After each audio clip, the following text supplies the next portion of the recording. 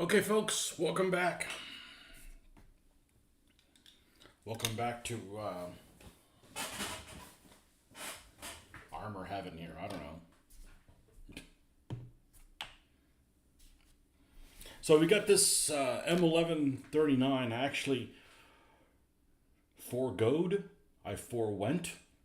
I forewent what I normally would do on a workday morning and decided to work on this some more. Um, and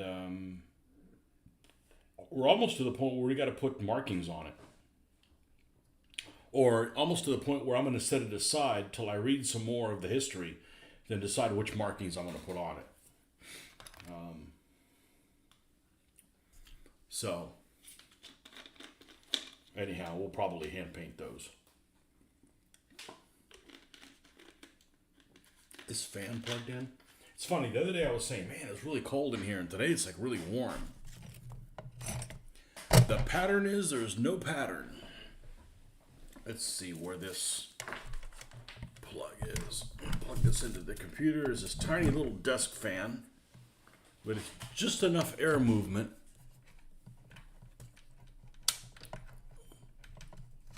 There we go. Just enough air movement. All right. Okay, so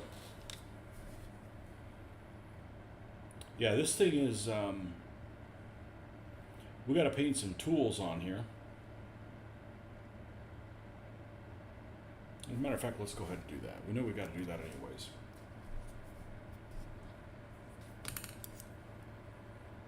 Paint thine tools.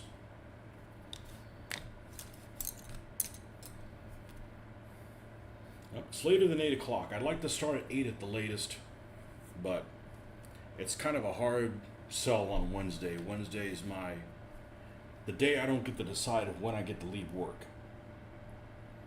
And, so usually I'm leaving work an hour at least later than I normally would. So that kind of sets everything back a little bit.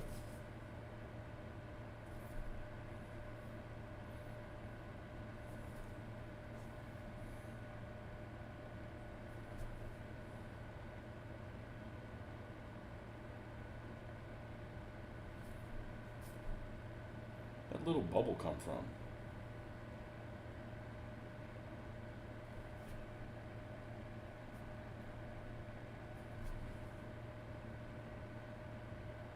Yeah, where's this little bubbles coming from? What the fuck? I've never seen that before, ever in my life.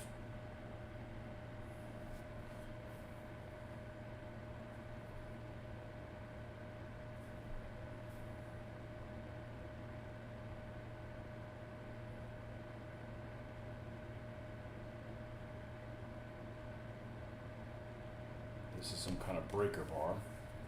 You can go ahead and get out of the way.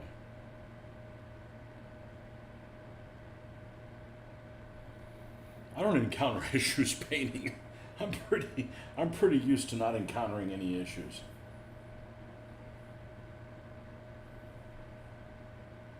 I mean, that's the whole reason I paint, is to get away from other issues. There's no issues here.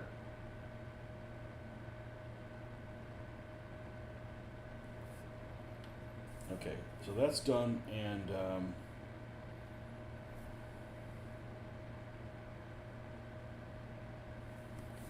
we will need to add some metallic on that, which some people will use like light gray instead of metallic. I actually like other people using light gray. I don't really want to change the way I'm doing stuff. I already changed by having to do the the the panel lining. And the problem is the human body gets used to stuff so easy. Like, oh, this is what they normally look like. I go back and look at other vehicles look just as good as this one, except doesn't have the panel lining, and I'm like, nah, doesn't cut it anymore. So now I got to go back and redo a bunch of them. But we'll get those as we go. So it's my own fault for changing how to do things. All right, we got beige brown. We're going to use that for the shovel.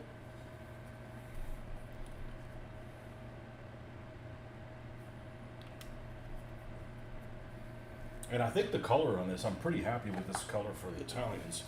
This is just Vallejo green ochre. I wasn't thrilled about airbrushing Vallejo after airbrushing AK because I gotta thin it, but it worked pretty well. You might only have 15 minutes, but I figured I would say hello. Well, good. I'm glad you came by. Put in your first order with Chad. All right, what'd you get? Look, I told you. Tell me what you got coming. And you told him, I want him in 20s like Tony.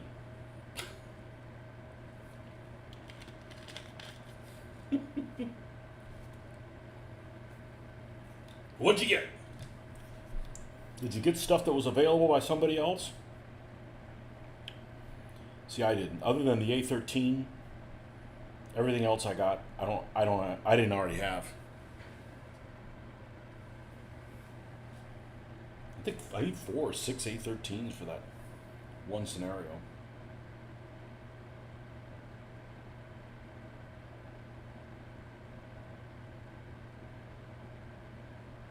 I came really close on getting some honeys today, but I got good self-restraint.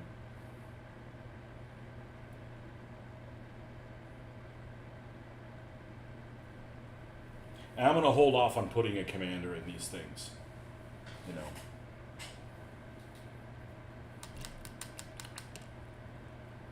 Although if I get any more figures, I'm going to return the favor. I don't know if you've got some of this stuff, but, I don't need 4 sprues of something either,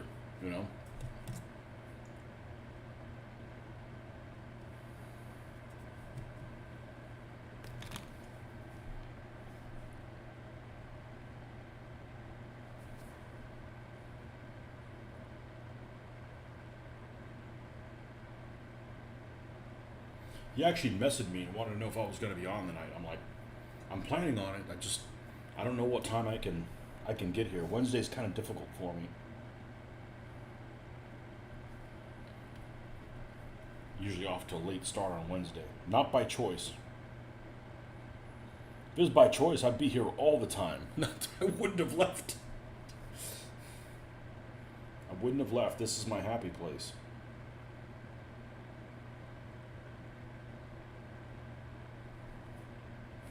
This one little shovel right there.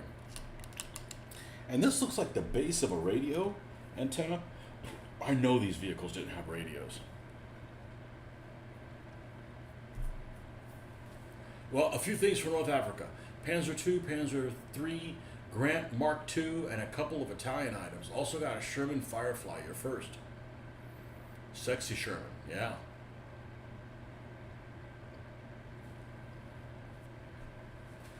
Cool. Those Kulan miniatures are wonderful, but the other ones are almost as good. They just don't have, they're almost as good. I think what I'm going to start doing, though, is these 3D printed items, I'm going to build them in pieces. Just because I can get into the back a little bit better and weather like the inside of the tracks easier. I think it just saves me time. Since I'm having to use super glue anyways, that's I think what I'm going to do in the future. Well, I've already started to with the Panzerjäger 1, which is unusual. I don't really like doing that.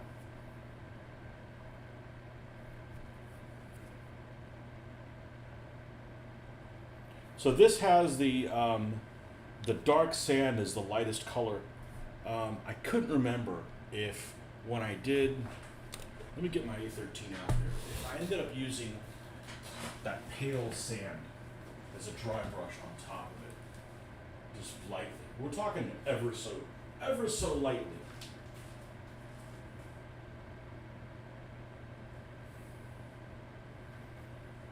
I think I am going to. I'm going to lighten up that dark sand just a smidge. And this is really a color I should be replacing, this pale sand. Because it's never been right.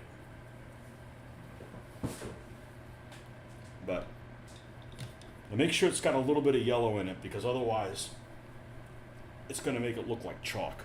Let's mix a little bit of it up and see if we're happy with it.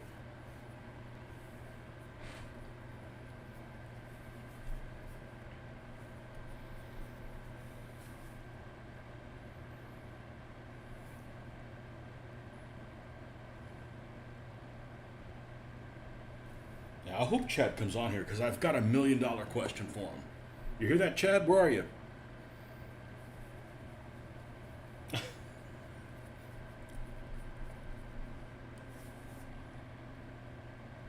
There's one of the manufacturers that he has that I want to know if he's had any experience printing them larger than 15 millimeter, because they have a lot of stuff. And I don't know which one it is. I'll have to go on his website. It's all the way on the bottom left, but they got all kinds of like unarmored half tracks and stuff like that. Because I'd like to have like an SDKFZ 10 and 11 unarmored completely, just as a prime mover. But you look at him and they come like a little guy molded like driving, and he doesn't look like he would. If you blow it up any bigger, it would look very good, you know. He's been sent. Yeah, he does a really good job on that. Instead of mixing a bunch of emails together, he does them one at a time. So that was the thing I was concerned. I didn't know how. I didn't. Well, I gotta pay attention, don't I? This is not the color. This is not the color you're looking for. This is. It should be dark sand, not green ochre. I don't fall for my own tricks. Okay. This is what we used lightly to rub over it. So I'm going to take this. That's almost the same color. Now, we're just going to take it straight out of the box. If it's that close, I'm going to go ahead and take this pale sand, which I need to go to the Pussyfoot's Paradise and replace this.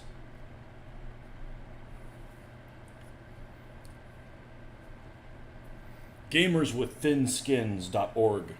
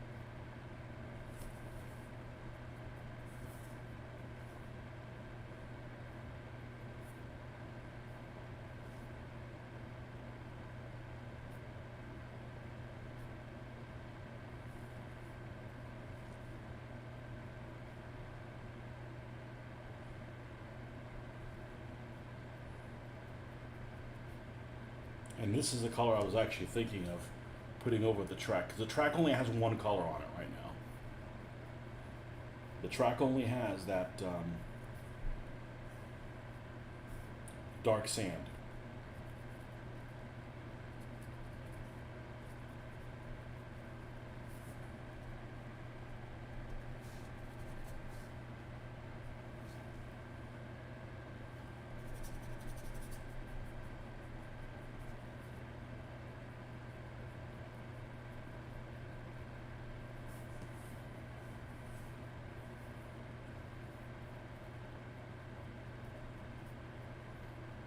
I like this color. And this is just, if you go online and you look at Italian painting colors from Vallejo, this is the color that they recommended as the base color. They recommended green ochre, right? That was called? Green ochre. Yeah, 914. And as a dry brush, this dark sand. Of course, we did some panel lining and stuff like that, but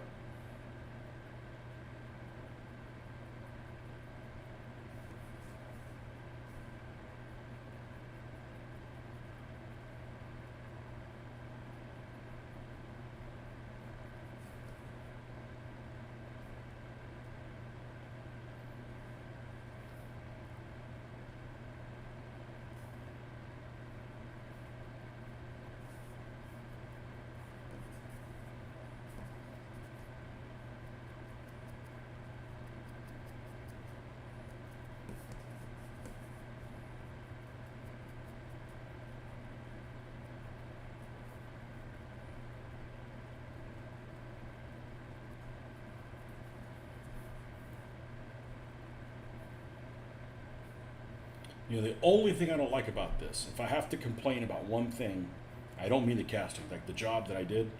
I wish that I wish the camouflage pattern had been darker, because I still went pretty light, try to not make sure it didn't disappear.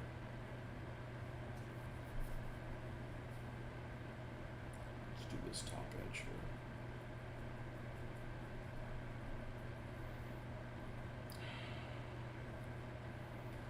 I'm going to end up having to epoxy that thing open, because it's just hanging on by a thread by using super glue. All right, and not Iron Warriors, Lead Belcher.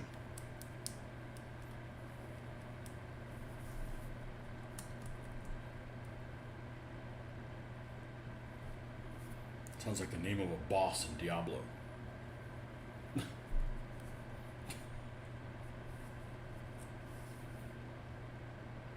If you know what I'm talking about, it should make sense to you. If you don't know what I'm talking about, you don't know what the hell I'm talking about.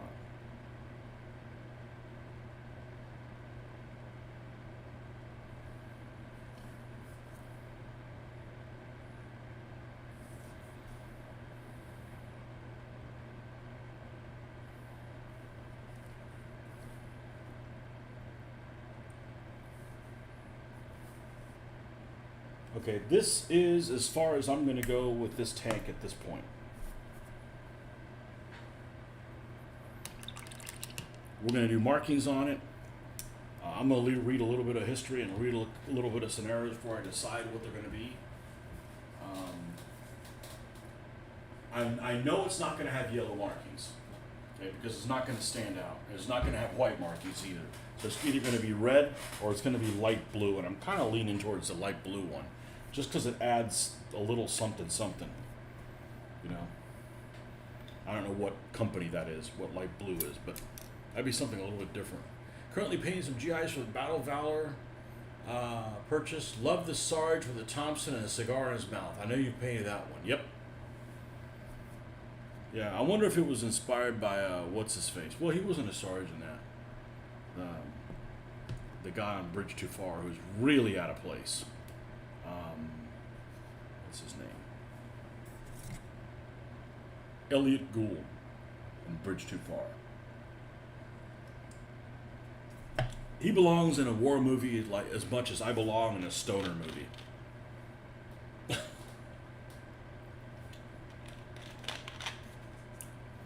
I'm actually not a big fan of Bridge Too Far, because I think half the actors that are there shouldn't have been in it. They were just like, it was almost like Love Boat. Like, let's see who we can shove in here that's not doing anything. Even if they're only for, only there for a tiny little period of time.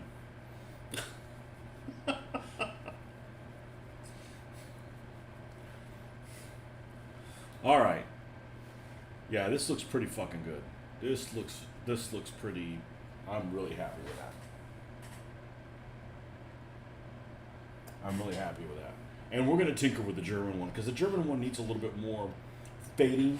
I think that if I use some of these same colors in there, like even that pale sand and stuff, to lighten it up, but I still want it to be a base gray. Like, you could tell that it was gray at one point, and they messed with it. But,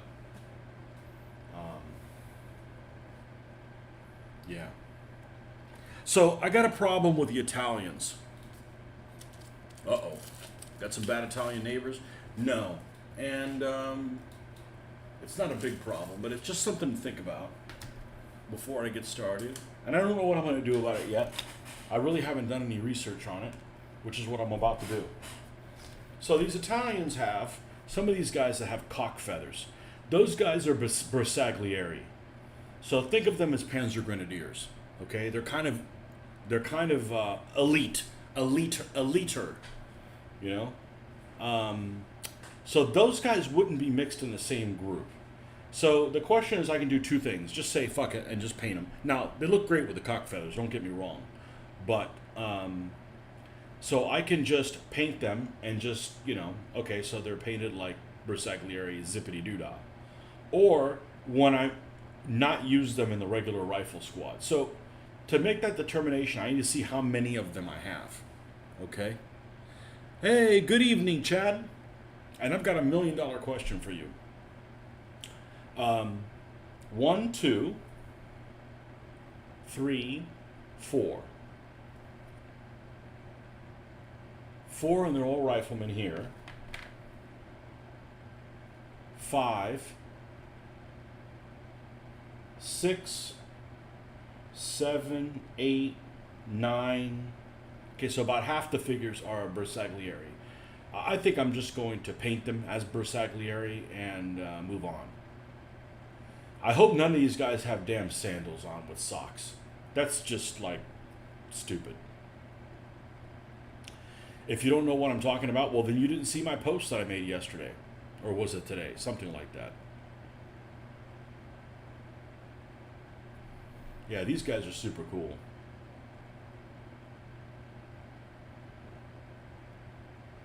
Super, super cool. And a lot of these guys that have the pith helmets, they actually have the goggles that instead of putting them up, they put them off to the side.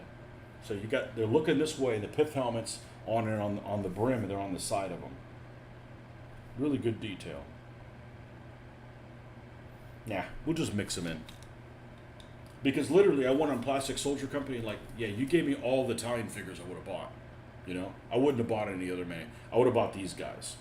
For infantry. Several of the guns have really good, have decent looking troops as well, but they're gun crew stuff, you know. But like actual infantry, these are the two sets that they make that look pretty good, including this guy here with, he's Rambo in that Italian light machine gun. Okay, $1 million question for Chad. And I don't know if you know the answer to this. So, for future orders, there's one of the companies that you carry, one of the designers that you carry. Let me go to your site. Iron Horse. Do you do railroad stuff? Because Iron Horse Collectibles, or is that? Are you a motorcycle guy? Iron Horse Collectibles.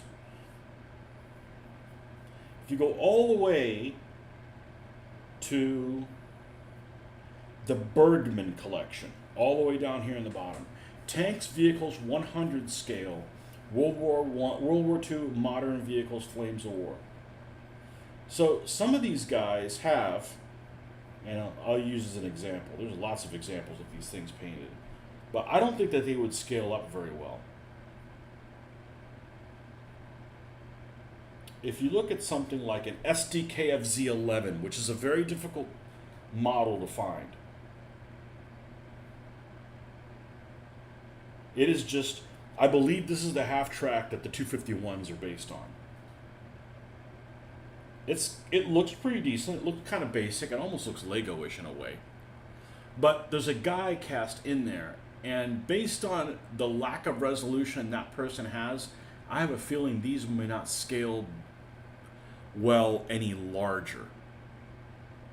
Is that a fair assessment, or you're just guessing?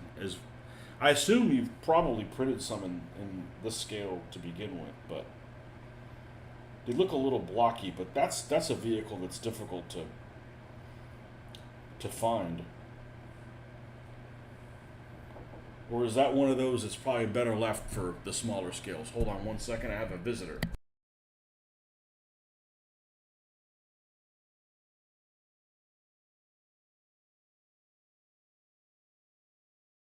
I'll be right back in a moment.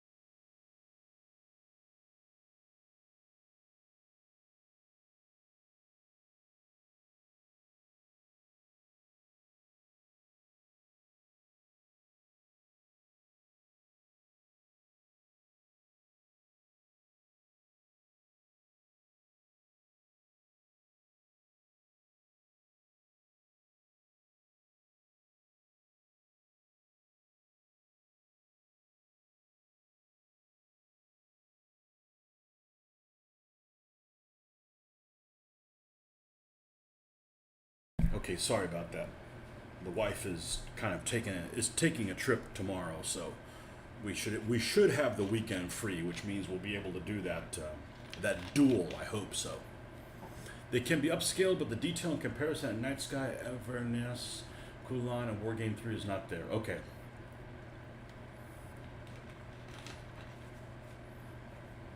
Okay, if I really print any of those on 156, gotta go. It's cooking time. That's a late meal. I'm glad you don't cook for me, man. I'm used to eating at 5 o'clock, man. You're late. Where ist mein Grub? Okay, Chad. So we've got this thing done as far as I'm willing to go without doing a deep dive into the markings. And I love doing deep dives into markings. I just don't want to. I'm going to take a bit of reading because I want to get these for a certain unit, and I don't know what unit that is yet. So this is where we're going to leave Mr. M1139. I don't know if I'm going to do those license plates. The Italians have these crazy license plates that are like, they're really bold, and I don't know if I'm going to do that. So the predicament I'm in is I'm getting mixed information on whether or not the inside of this Panzerjäger 1 should be the inside of a Panzer color, like ivory. I saw one refurbed Panzer 1 that looked like the inside was ivory. I don't like how it looks. I think it looks really out of place. And usually anything that's like visible by aircraft, it's kind of counterintuitive to make it look like it's an eyesore. Oh my God! Take a look at this. I just noticed something. There's a shovel on the front of this Panzerjäger 1, right? And then there's an Italian shovel on the 1139, and it is tiny compared to it. It's like basically like a popsicle. Like, no wonder the Italians weren't able to entrench quickly. Aha. Anyhow, so I don't think I'm going to paint the inside of it ivory. It just doesn't look right to me, So, but anyhow, we sprayed this thing overall with the gray base from AK. We came and dry brushed some of that same gray base on again. We added a little bit of the Luftwaffe uniform on top of a dry brush, so it's got a tiny little bit of a blue hue. On all of these pieces. We've done that. I think we've done it on all of them. Let's see if the actual gun has a little bit of a blue hue. It does. Just ever so slightly. When I was doing 1/35th scale modeling in the early 90s, that didn't exist. People weren't like doing filters of blue and stuff on there. It was like you just use Panzer gray. It's a bluish gray, but as it fades, it gets a little bit more interesting, I think. But at this point, what we have to do next is the tracks, the wheels, and decide what we're going to do with the markings. Now, I looked at quite a few pictures, and a lot of them, sometimes you look at pictures like, oh, that's what I need to do, and sometimes reality just doesn't look right. It just doesn't look like it needs to be it's doing the right thing. And I'm probably not going to glue this thing together. This thing goes together really, really well.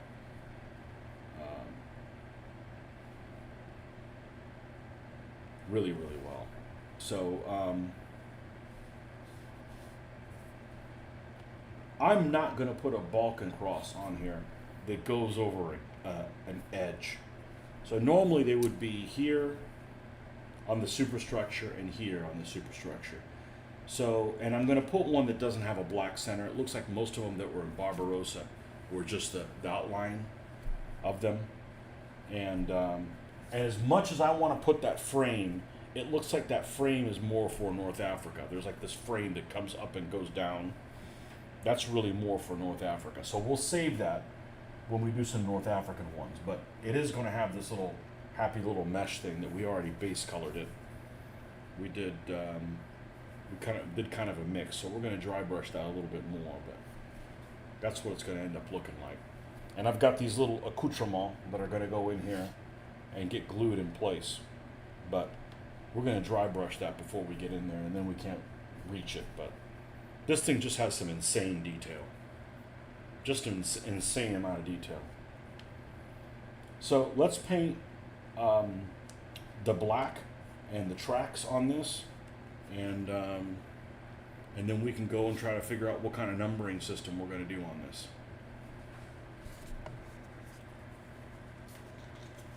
But yeah, I really like the way that M1139 turned out.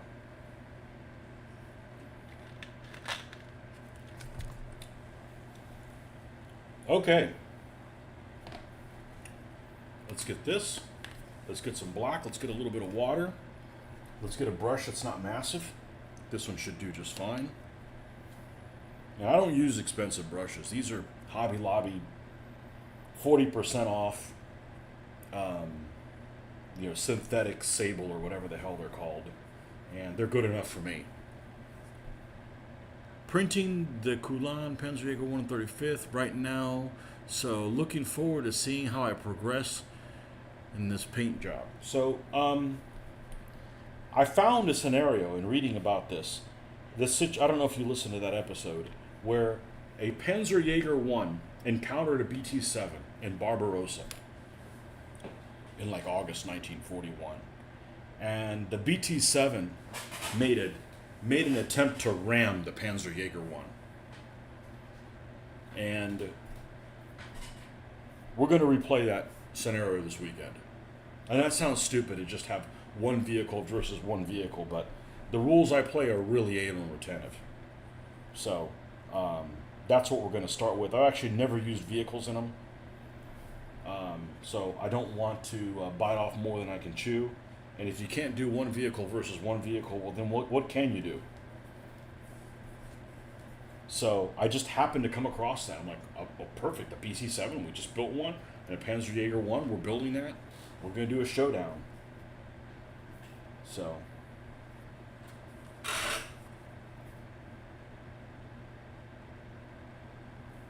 all right, let's take a look at, let's see how we can get to this. And every time I end up doing this, I'm always like, why did I even bother painting these wheels, painting the rubber on the wheels? By the time I'm weathering it, it disappears. But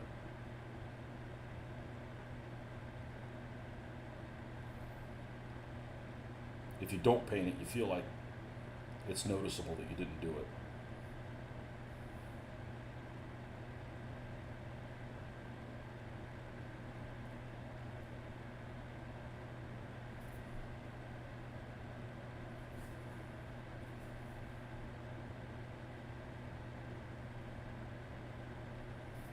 Yeah, this is happening. I've never had this happen before.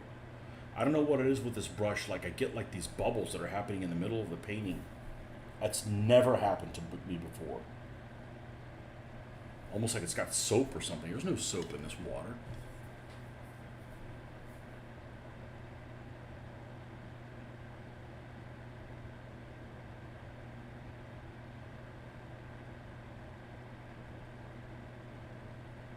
Yeah, these guys carried like 78 rounds of AP with only 10 rounds of HE. And yet, one of the articles I was looking at, it said that after 3 or 4 months of service on the Eastern Front, they had fired more HE than they did AP.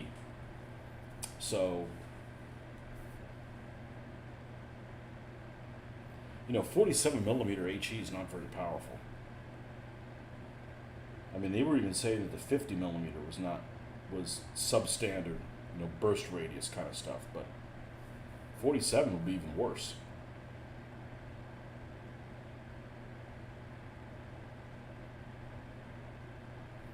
But it's better than 37.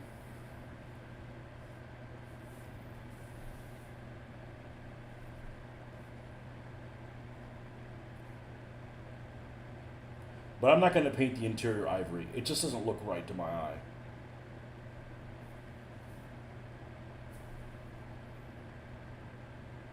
And it's not a fully enclosed vehicle. You're still going to get light in there, so it doesn't need. It's not like it's a totally dark vehicle where it's like we got to brighten up the inside so we have better visibility in there. It's like it's open topped all the time. So that's what we're rolling with.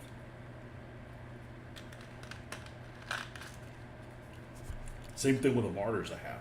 I didn't paint the inside of the Martyrs, and they look to me like what they're supposed to look like. You know, when you're doing your hobby stuff, you know, a lot of it is some, you know, what do you think, you know, what's your artistic representation of it? What do you like? You know, I don't like U.S. white crosses on U.S. white crosses, yeah. U.S. stars on British vehicles. I don't. I think it confuses things. Oh, what are these American tanks doing over there? Oh, no, they're not Americans. They're British. Well, why do they have white stars on it? Exactly.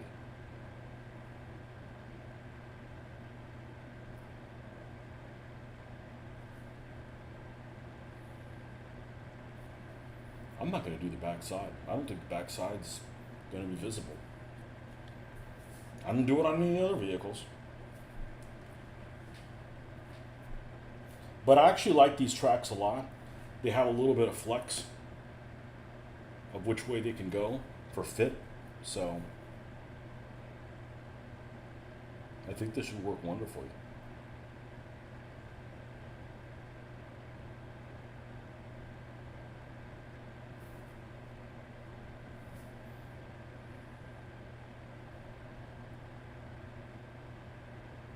And I don't need any of this stuff replaced. I was able to make everything work, including the M10.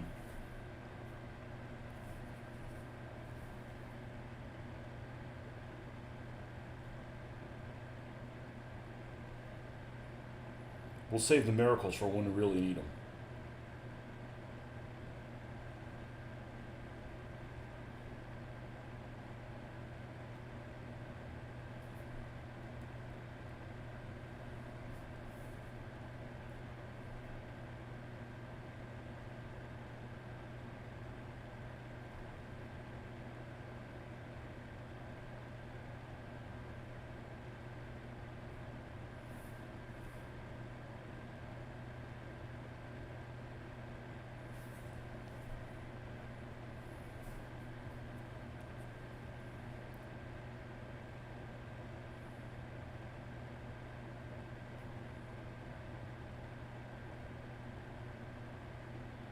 So we're not going to mess with the two British vehicles until my AK thinner comes in. My AK thinner is not coming in until around Halloween. So if we get to the point where we're done with this, we're going to go back to the snow vehicles probably. I'm going to wait on the M10. I'm not ready to order like the extra like parts and to gypsy caravan it up. So we'll wait on painting the M10 and but then I could just totally change my mind what I'm going to do. The freedom is, is wonderful.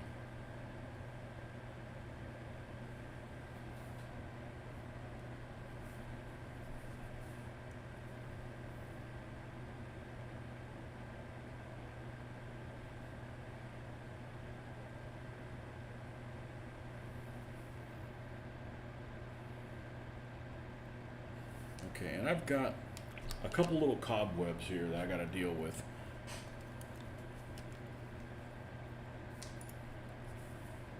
That's what I'm going to call these little 3D leftovers, cobwebs.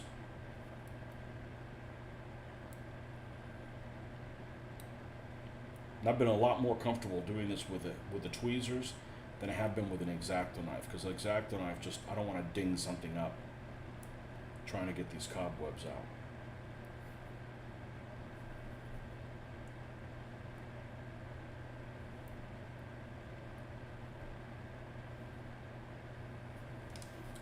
Missed them from before, but I did. Alright, let's, I have something I almost never use, and I think I just found a use for it. Although I could be wrong. It may still be useless to me. It's this tweezer. They came in this tweezer set. transfer these over to the new thing. This should be easy to grab at. These are sloped inside, so that it makes it a little bit difficult to get to what you're trying to get to. I think I have a set of those.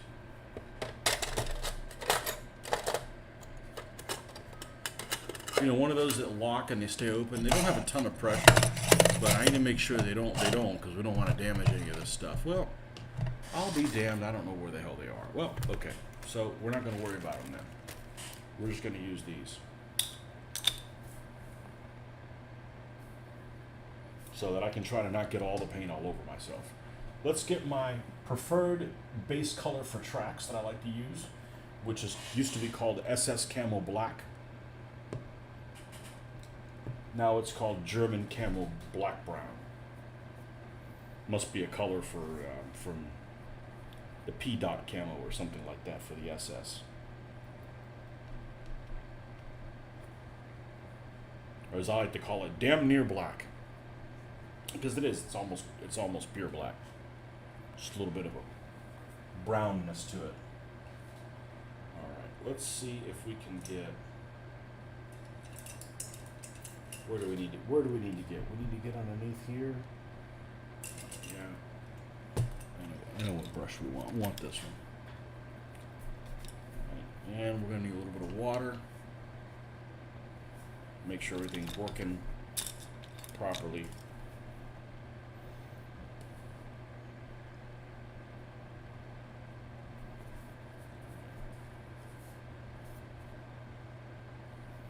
Can we use it? Can the helping hands be helpful? Let's see. My only gripe with this thing is I'm kind of stuck at what position it is, and I'm used to resting my hands a lot when I paint. That's too much pressure on them. I don't want to crush the beautiful tracks. We'll just get dirty. Fuck it.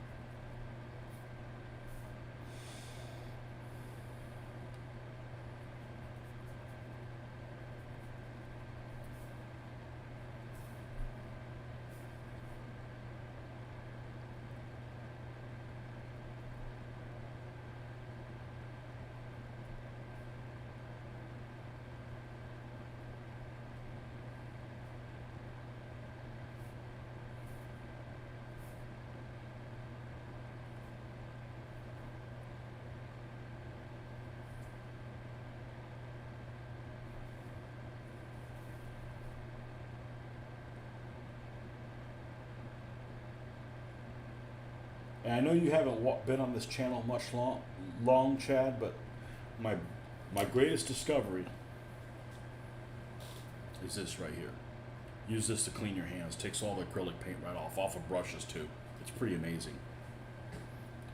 I'm sure there's a video out there of somebody else doing it, but I never heard about them. I'm not afraid of giving other people credit, but I discovered it only a couple of years ago, and it was like, really? Where have you been for 38 years?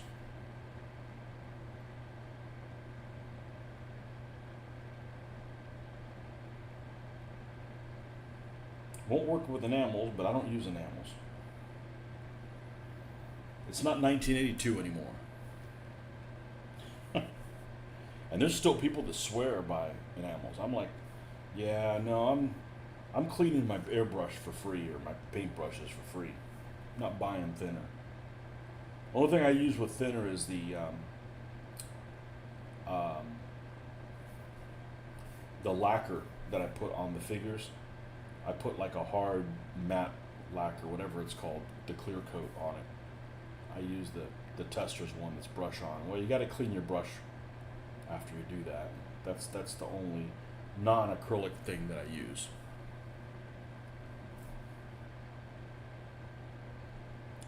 But you got to use that on something that is not supposed to flex, because if it flexes, that stuff's gonna just flake off.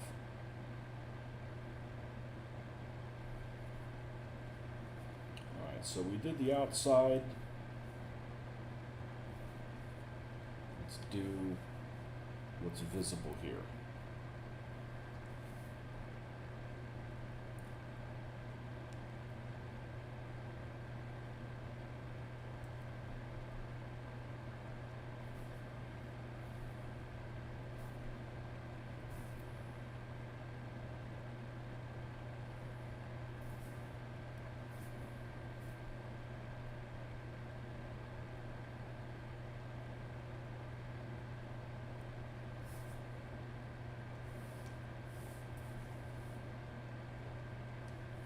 Okay, that one's done. No spare track on here? No spare track. Okay. How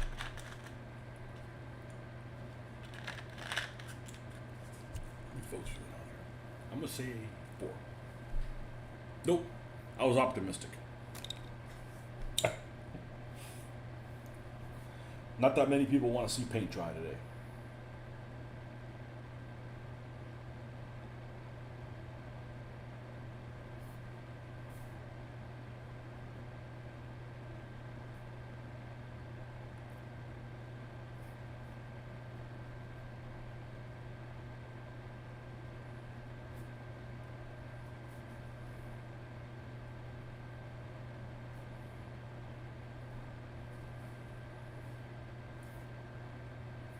Oh, that was the outside. Why was I thinking that was the inside?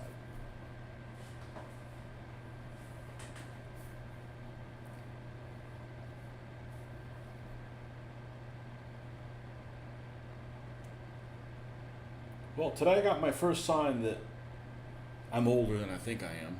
I got something in the mail from an assisted living facility to check about being senile. And it was addressed to me. I'm like,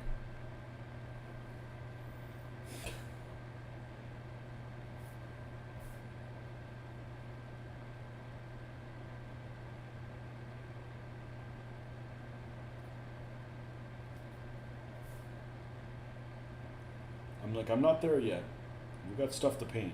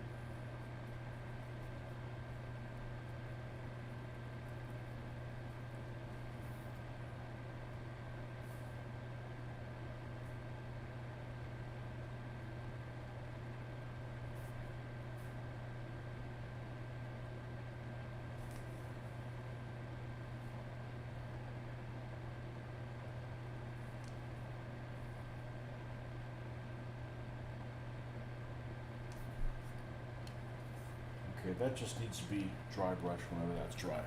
All right, let's go get my German decals. Well, actually, before I do my German decals, before we do that, let's put this gloss coat where we know potential locations of the markings. Okay. So let me go grab the clear coat that I like to use.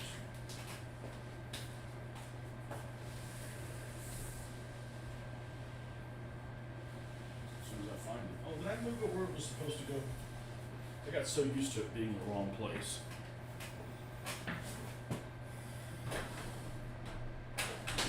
That's not it. That's not it. That's not it.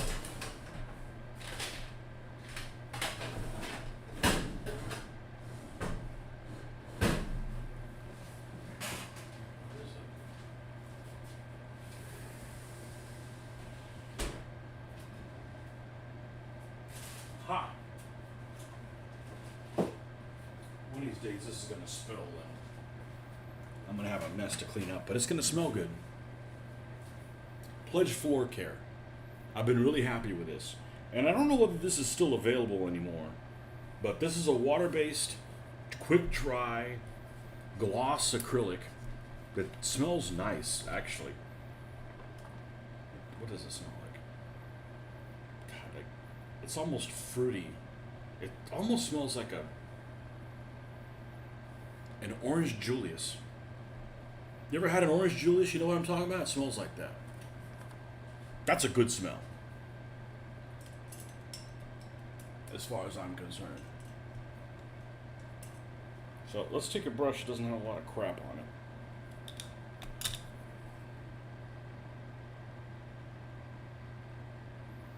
You get most of this off. You don't have to do a very heavy coating on it. And we could end up putting one there. Okay, so let's put some clear there, and some clear here. And really nowhere else on the hull is going to have that. And then here, um, I've seen them put a Balkan quartz up here. I haven't decided whether or not I'm going to do that, so I'm going to do that. And I don't know what I'm going to do here, so I'm going to go ahead and coat this all in gloss. Here, it doesn't matter. We'll flat coat it and it's going to disappear anyways. And I've done this lots of times, so shouldn't behave differently. And I'm going to go ahead and add that at the bottom there, just for good measure. Okay, and then we can let this dry while we look at markings. This is going to take probably 15 minutes or something like that. It dries really pretty quick. Use that stuff on your custom sports figures, helmets, and clear visors. You like it, huh? I think it smells wonderful. Now, a spill would be disastrous, but at least it's not toxic.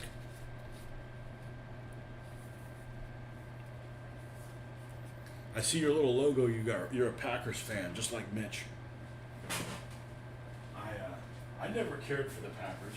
Well, I don't really watch football, but I had a high school that I didn't like the colors, and it was the same colors the Packers have. So, yeah, I don't like the Packers colors. Sorry, didn't like the high school colors on that. But I always give Mitch hell on that. Anyways, he's a huge Packers fan. Even though he should be a Bears fan based on where he's from, but where is the decals? Decoloring.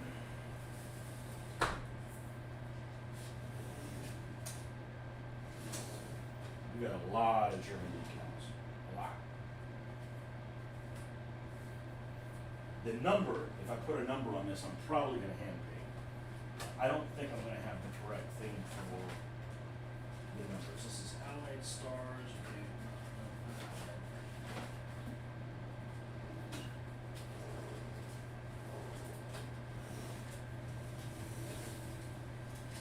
Here's the Soviets, and here's the Germans.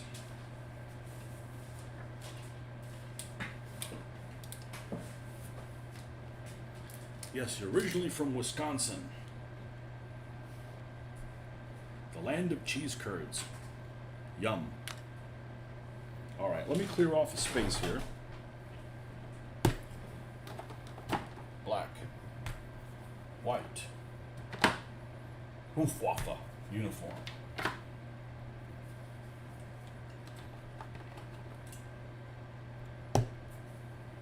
One thing that never interests me. It's never interested me to do Fallschirmjägers. I'm not saying I'm not going to do them. I've just never had an interest in doing them.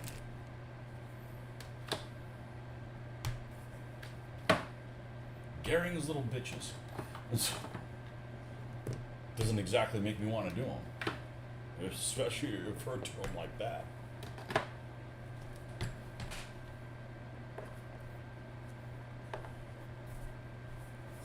Okay. Oh, yeah. Okay. Let's see what we got here.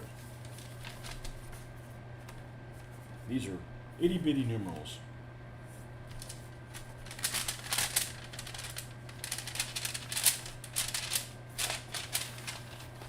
And as far as I'm concerned, the best decals out there that, aftermarket are the micro scale ones. They lay like none of the other ones. Let me turn this off so we don't have a little bit of a crosswind here. All right, we have, these are Fujimi ones, which means they're really, really old.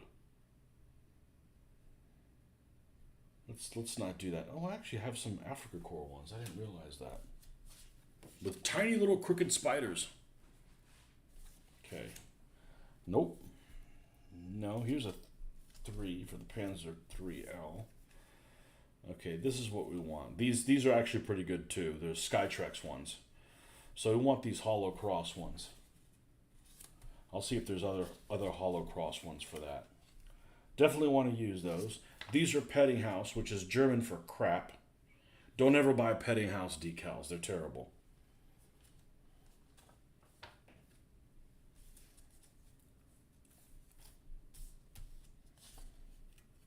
There's none in those that have. This is a 187th.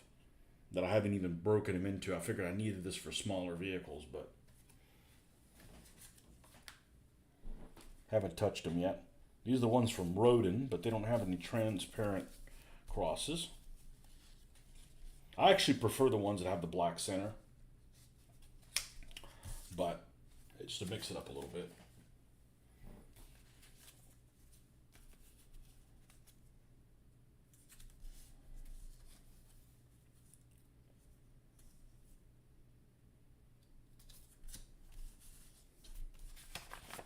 Instructions that come with a microscale. Whee!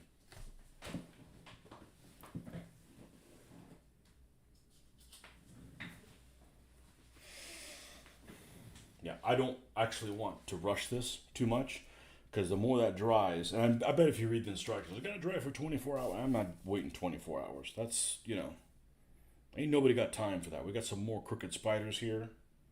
Little palm trees with that. These are all solid. I think it's going to be those Skytrex ones. And those Skytrex ones are damn fine decals. There's nothing wrong with them. That's what we're going to use.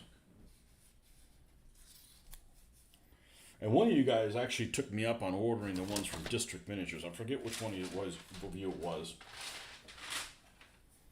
But that's on my list to get some of those, because I had an issue with a Panzer IV F2 that I did recently that I didn't like. I don't like the numbers that go over the little vision slots in the side of the turret. I think it doesn't look well. Even on pictures, it doesn't. On real pictures, it doesn't look like it's done right. But by going that extra distance around that actual raised part, it made the center number a lot smaller. So it almost looks like the center number is smaller than the other two. So I didn't like that. I'm probably never going to go over a vision slot again, a vision port again, because it just distorts the size of the number, and there's nothing you can do about it, So video completely froze for you. Well, I don't know how to fix that, because I'm a painter. I'm not a... Yeah, I don't know why sometimes it buffers.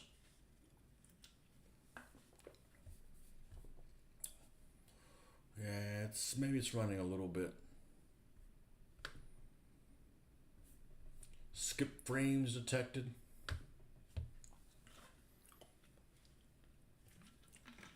I'm not smart enough to fix that. I don't know how to do it. Okay. So we're going to cut out 2 of these. One for either side.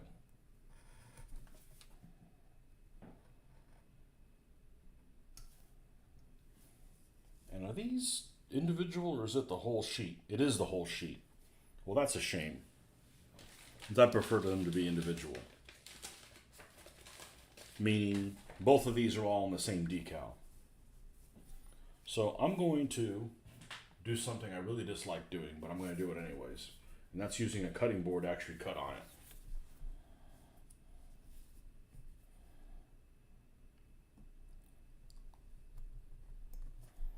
And we'll get these as close as we can to them. Let's go ahead and split them in half. I was just commenting the other day that I hadn't had the video freeze in a while. I don't do it any different at all. Doing things differently just not requires too much work.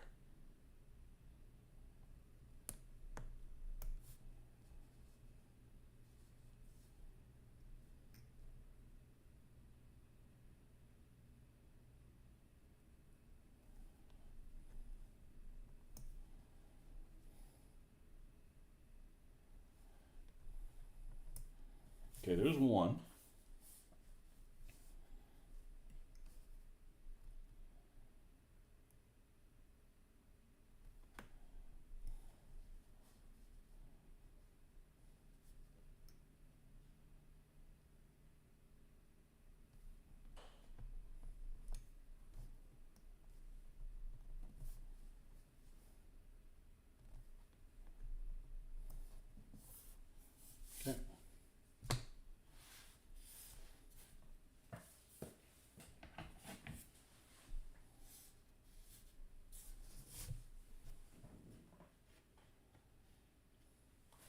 and we're going to need microset. I don't think we're going to need microsol for this one. I'll pull it down here so I won't need it. The vinegary one is the one I need. All right, let's get a little container that we can put some water in. Got out and back in. Works now. Interesting. The mysteries of the internets. It should work fine. Let's just put some clean water in here.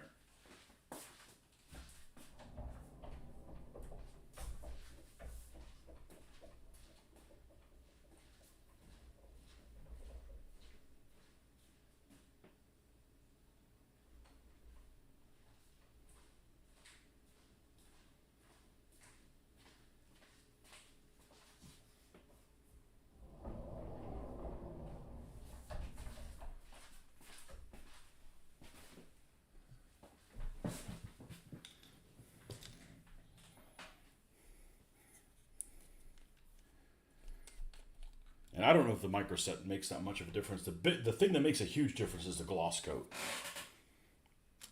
And then sealing it with a flat, it just completely disappears.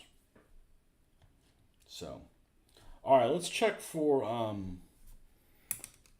size of this. Let's make sure that this is going to be able to fit in this location. It looked like it did. That one definitely will. And this one will as well. We'll put it over this door. And if it overhangs a wee bit, we're okay. Okay, we are going to use microsol for that one. Think it's just me. Seems like you've had a lot of oddities happen since I started watching. Yeah. Yeah, well, at least the Führer didn't come back. Oddities happen all the time, you know? I have odd stuff that happens every day at work. Like, stuff that in 30 years has never happened, and I'm seeing it happen now. I'm like, what the hell, man? All right, let's put the fan back on.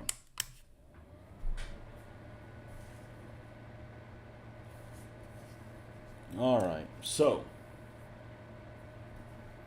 we're going to take this microset. We're going to put it over here. I actually really like doing this. This is like satisfying. Not that I couldn't hand paint these myself, but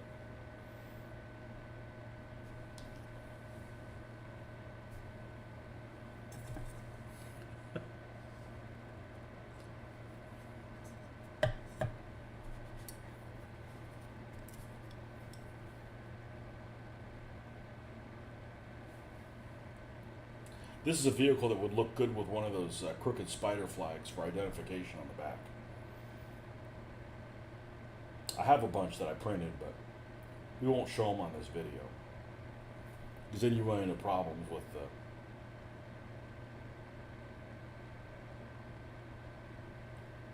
with the bots. Then you get your video, like a strike on your video. Like, look, we're not promoting any kind of dictators here. Of any kind. Oh.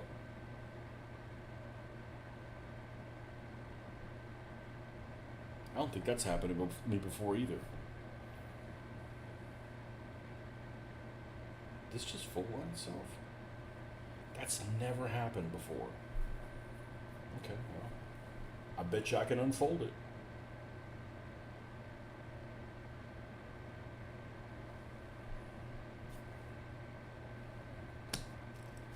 Another oddity.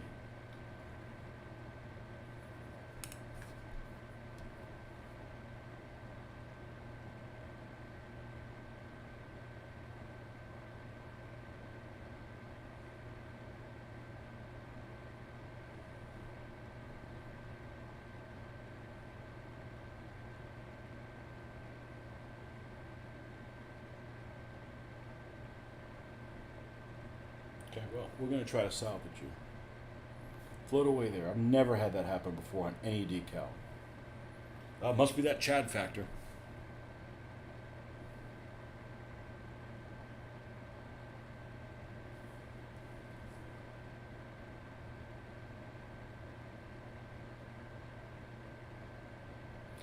Might be this. It might be this fan. It's not blowing that hard. This one just folded on me.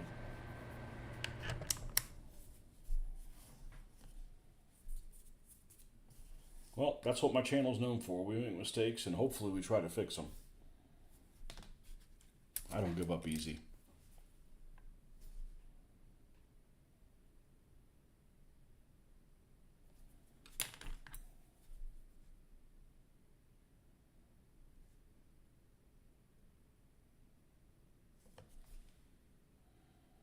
Okay, this is the outside, so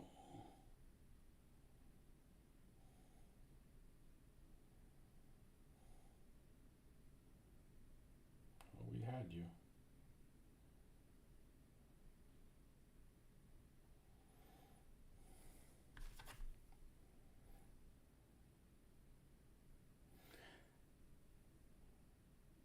About 6 months ago, I had a contact that was stuck in my eye. It moved back into the recesses of my eye socket, and it took me 2 hours to get it out. I couldn't believe it. Like, that hadn't happened in forever. Decals can be a pain in the ass. Also, high. This is the first pain in the ass that I've had. I don't think I've had a single decal issue before this, and I'll be able to salvage this.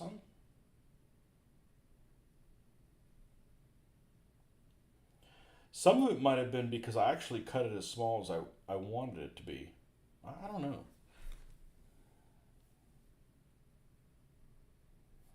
That's why, rule number one of modeling, especially airbrushing, don't make any fucking plans. Oh, I gotta get this done in a day. You don't know when it's gonna. You don't know how long it's gonna take to do it. Don't put those artificial parameters on yourself.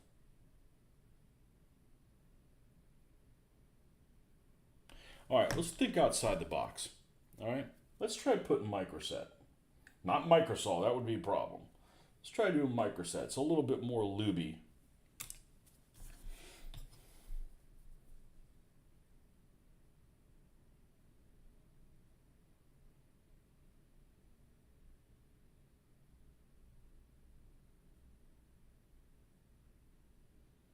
The only issue I've had with decals is some of these are really old and they shattered when I put them in water. These aren't the case for that. These are relatively new ones. I don't know why it folded on itself. None of them ever did that.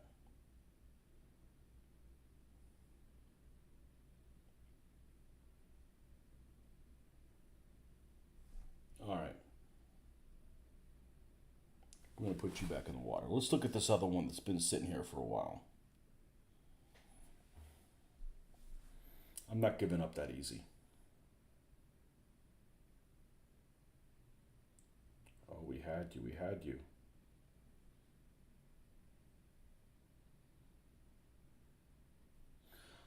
There's like a crease in there. We'll get it. I'll bet I'll get both of them to work.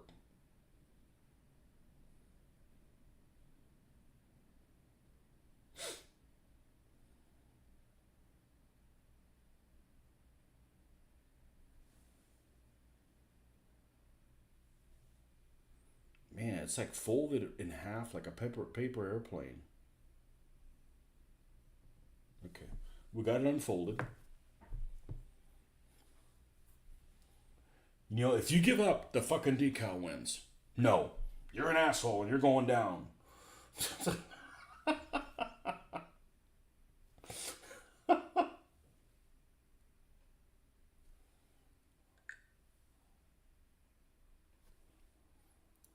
You can get in a fight with inanimate objects. You're just not allowed to let them win. All right. Let's get a bigger purchase on it. In other words, grab more of it than just the tip.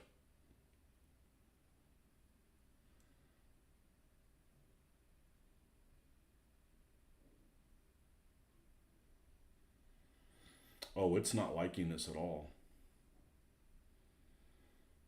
All right, we haven't given up yet. Switch back to the other one. Holy smokes, man. I've never had this kind of an issue. All right, I ain't giving up yet.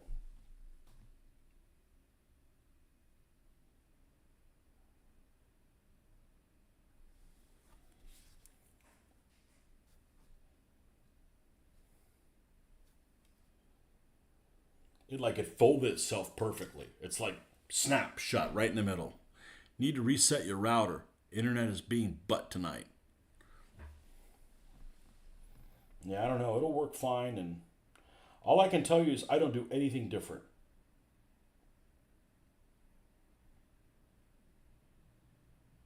I'm not saying it's not on my end. It could be.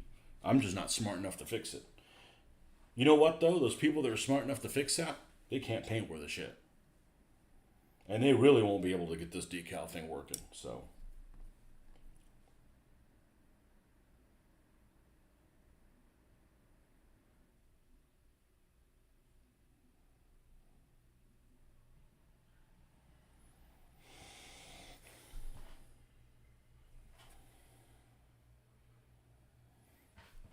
I've never had this happen. Go watch all my videos. Never had that happen.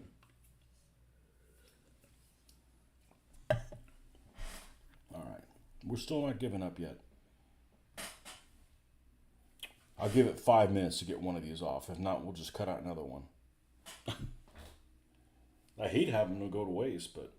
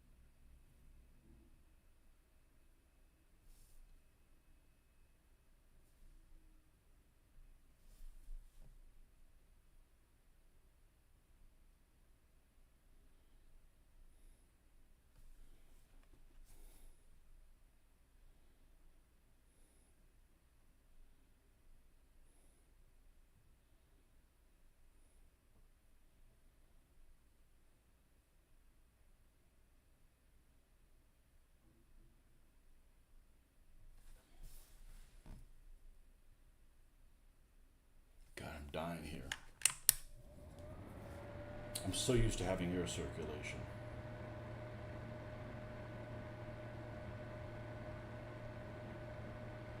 I'm almost unfolded except one corner.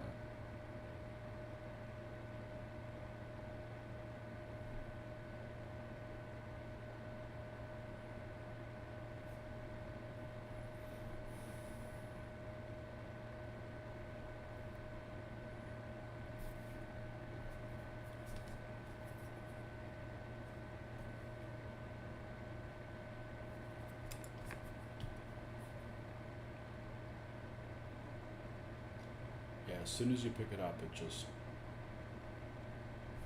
Okay, well, I tried. I was more patient than just about anybody else I can think of. All right. You Nazi bastard.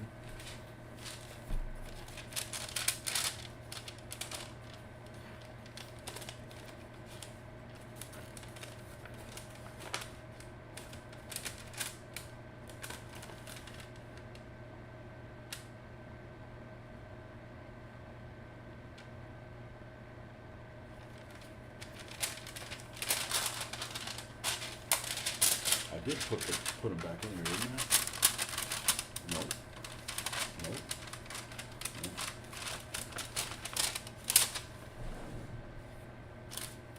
Shit, I should just hand paint. I would have been done by now. Here they are. You rat bastard, Nazi joker. All right, so let's do something a little different. Let's see. I still need to cut them kind of tight. Maybe not let them sit in the water so long. Although I don't think they sat in the water that long. All right, next.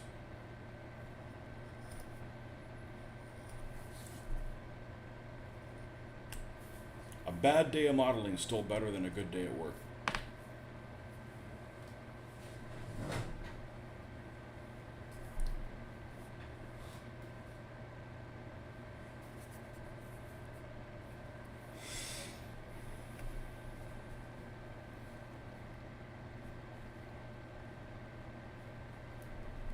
We're going to do these one at a time.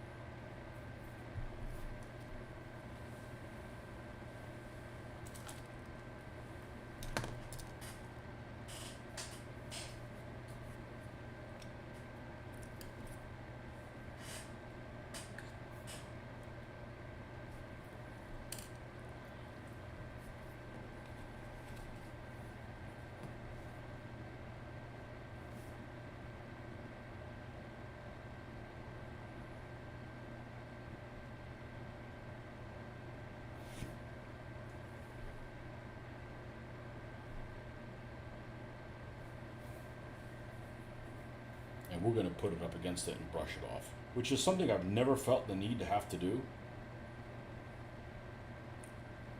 I don't know. Maybe not holding my mouth right or something.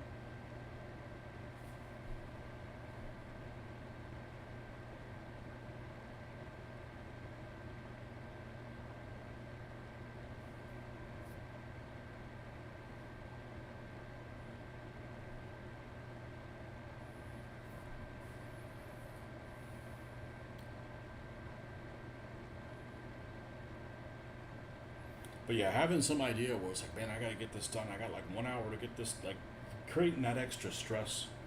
That's not what hobbies are for, man. Okay, it's already starting to shift. All right, I've never had to do this before, but we're gonna do it now.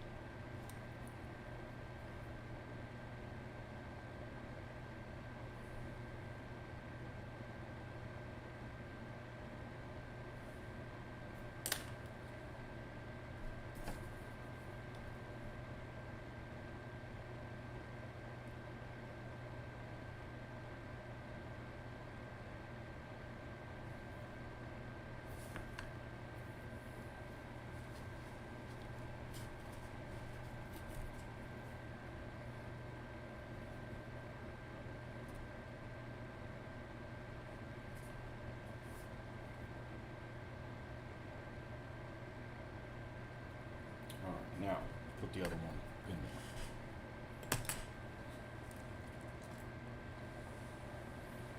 It took forever.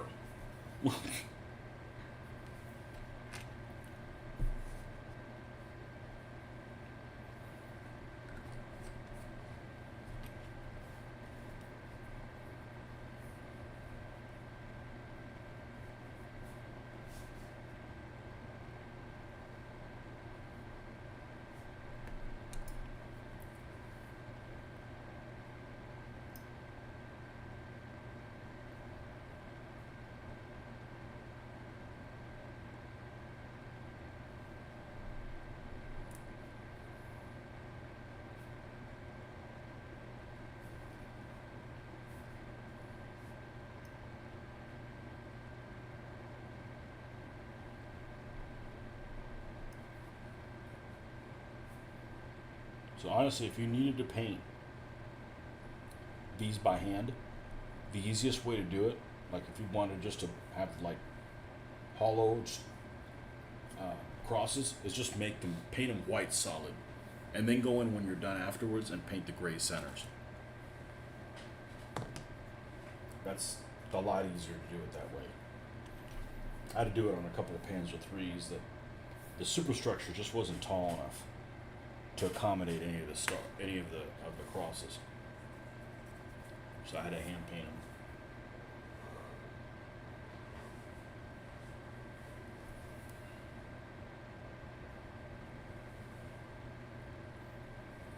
Shit happens.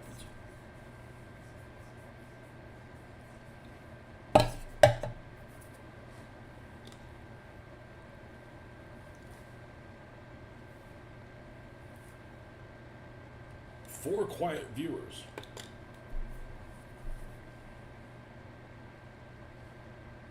Yeah, the interior detail on this is insane. It's really insane.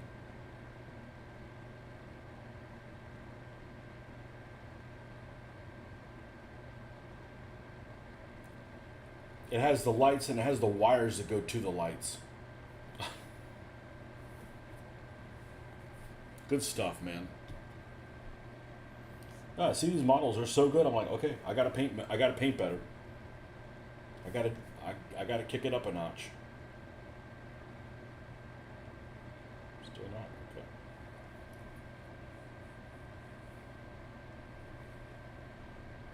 Now we'll just start sliding these decals off. No big deal. I've never had to do it before.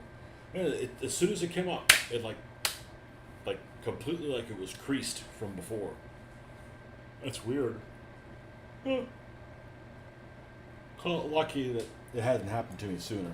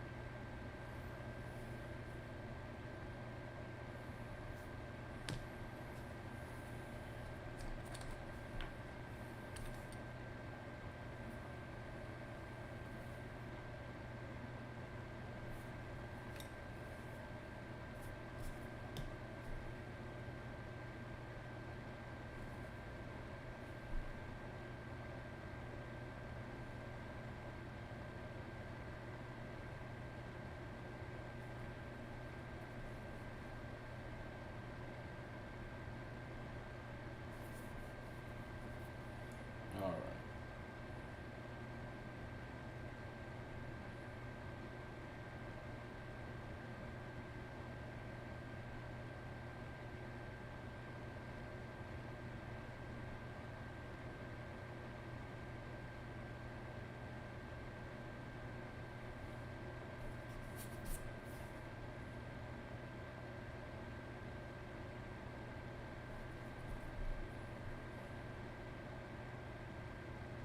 Scooch over just a tad right there.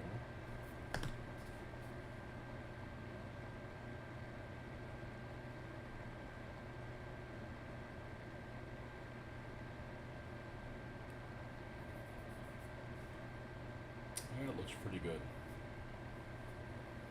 That looks pretty good.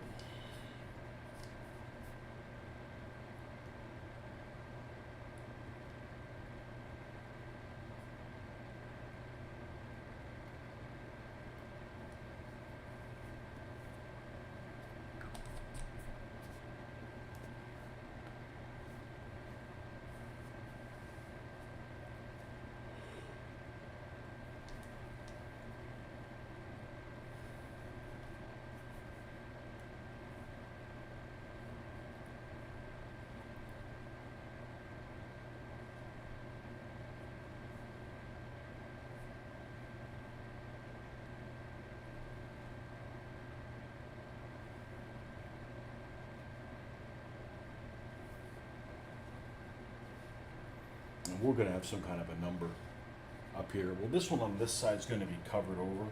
We can still put the number and then cover that over. Because you'd be able to see it through the net, or you might be able to see it through the net. All right, let's go online and we're going to look at the most detailed one that has decal options is, I believe, one by Dragon, a 1/35th scale.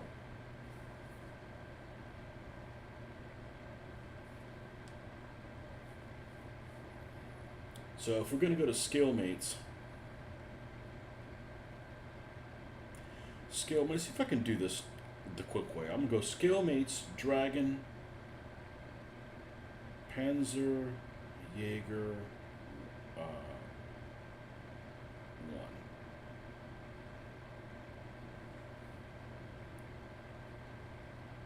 It's this particular model right here. It's that particular model at 1/35th scale. And it actually has 1, 2, 3, 4, 5, 6, 7 different marking versions. And I believe the one we're looking for is Panzerjäger Abteilung 521.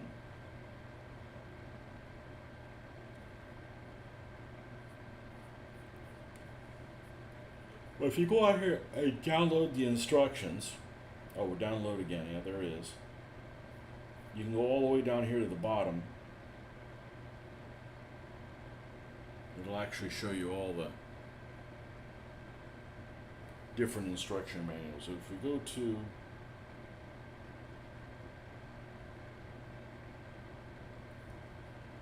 521 has kind of like this symbol that I don't even like it. Almost looks like a heart.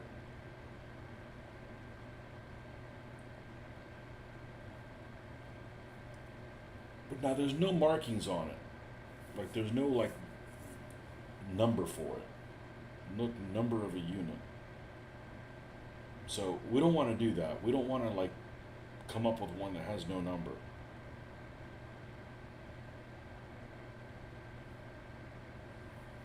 So there's one down here that has a 20, a 2 small on the gun shield.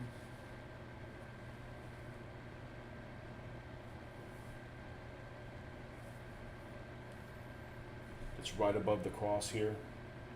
So that's where we're going to do it. We're not going to do 20 though.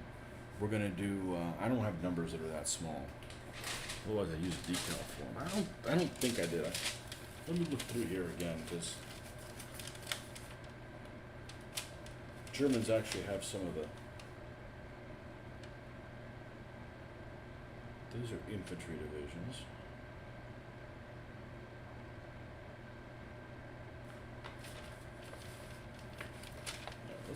Let's see what we got here. We just need like 2 digits.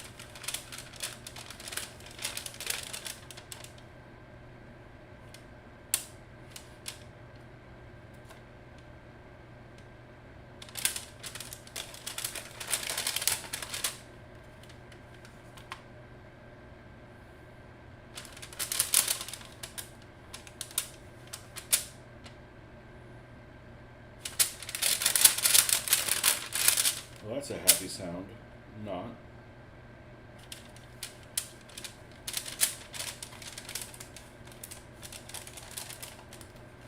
And I want them small and I want them white.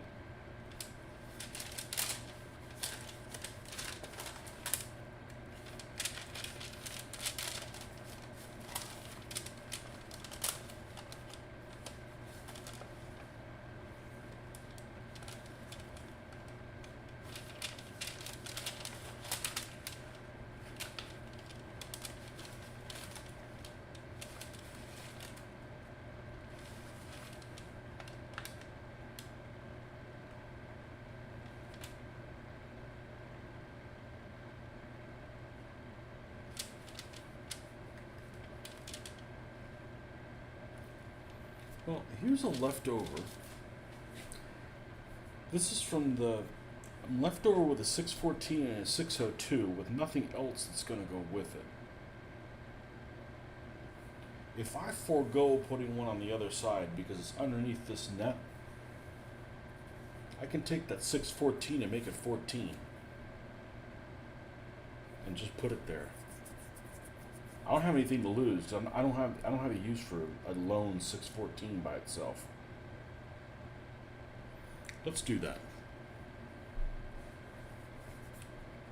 Let's do that. These guys are not all one sheet. Let me, just for good measure, let's put a new blade. I mean, that blade's pretty damn new, but let's not get a snag on this.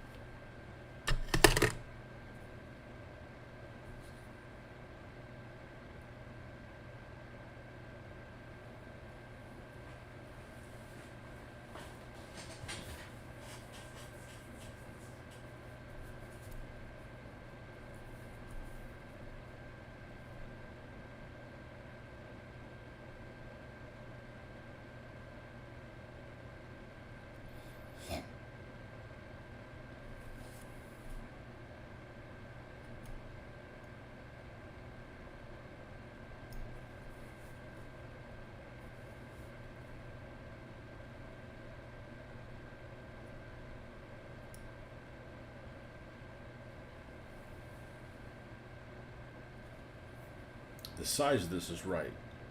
I mean, I could even go bigger than this, but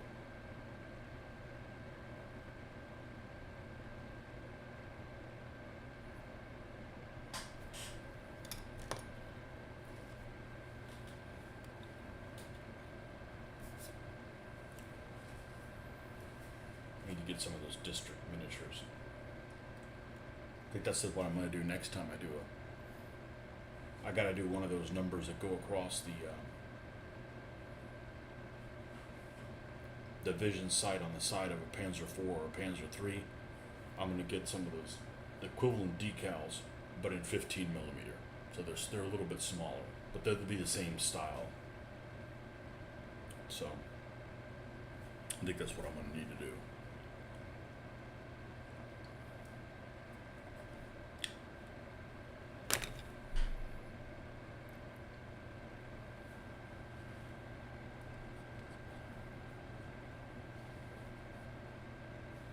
And I think I'm actually not going to move it right here. I don't think I'm going to put it here. I think I'm going to put it here. Because that way it's not like if the number's right above the cross. It's like a little boring. And this is Microsol, which I don't think this one needs it. I don't think it went over any. Let's go ahead and put it on there for good measure. Let's rinse that off.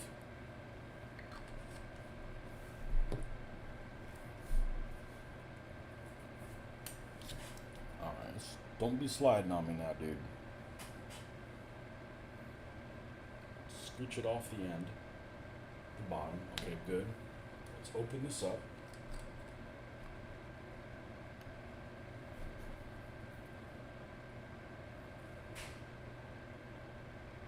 That's what I think I'm going to put.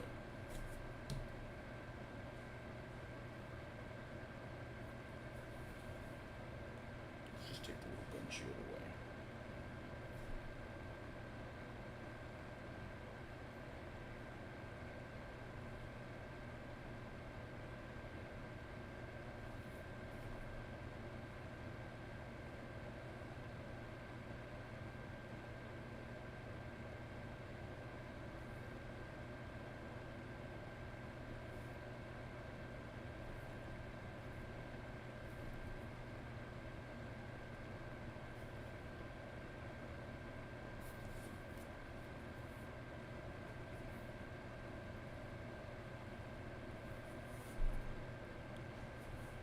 Yeah, I like that.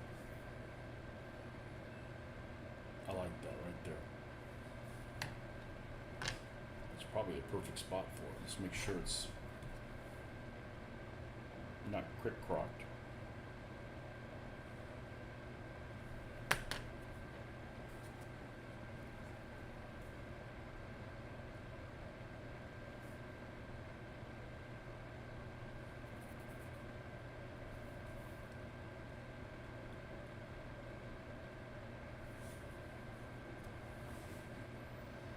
Okay, so the next step is going to be weathering.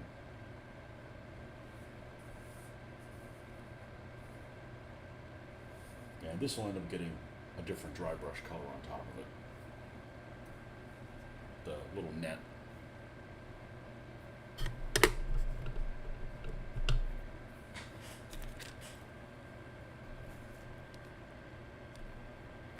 Okay. So, before I paint any of these detail items on here, I'm going to set this aside. I'm going to set this aside. I'm going to set this aside. And there's some items that we're going to need to glue in here, these little ammo things that fit in there. We're almost there. And we already did a wash inside of here, and we already did a dry brush. So what we're going to do is we're going to do some weathering. All right?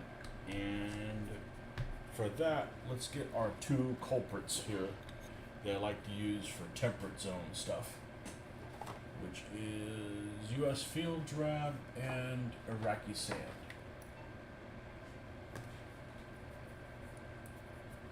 So we're going to come in with US Field Drab first.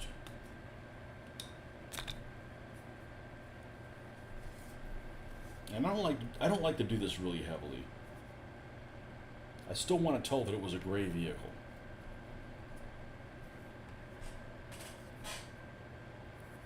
Make sure this is completely dry. This is about the right size one I want.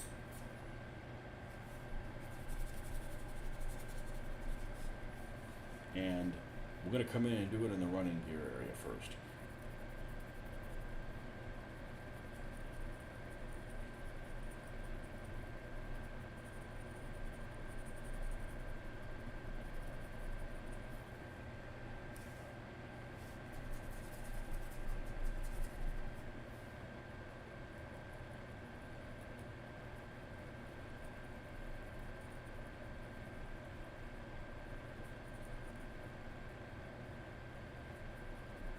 So then when you put this over it,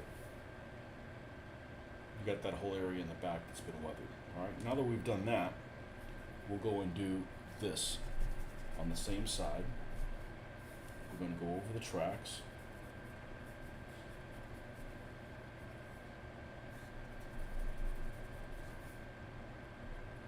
I'm not a fan of making the tracks all rusty looking.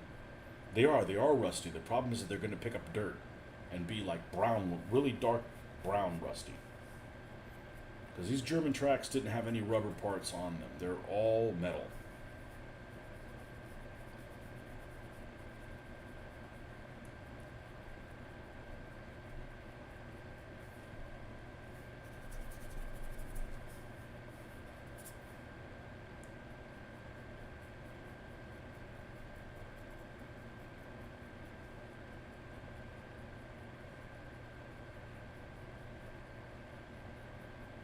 Really gentle on this.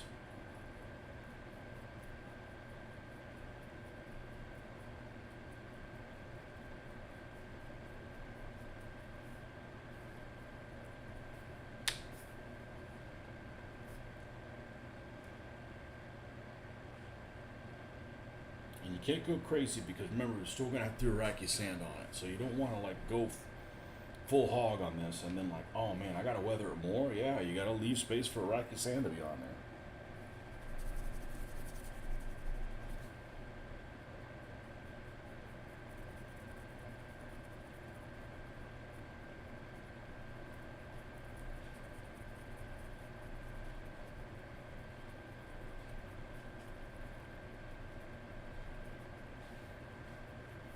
And this part's gonna kick up all this.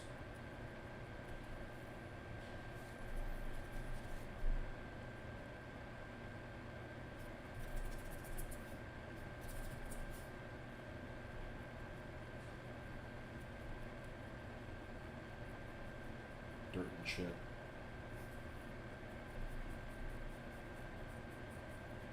Up on the edges. Up on the front here.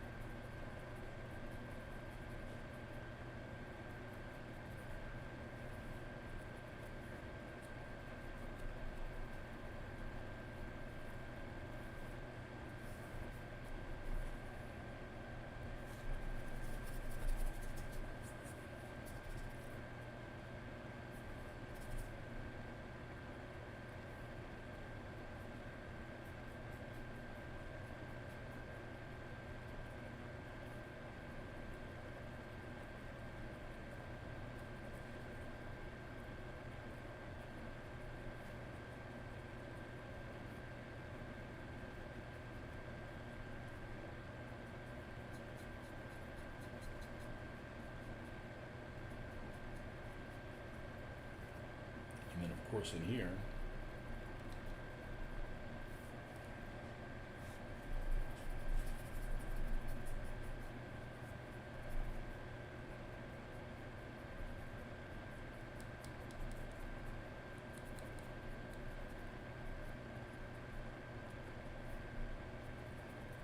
I saw a picture of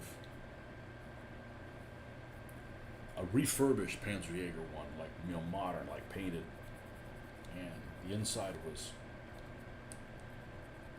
ivory.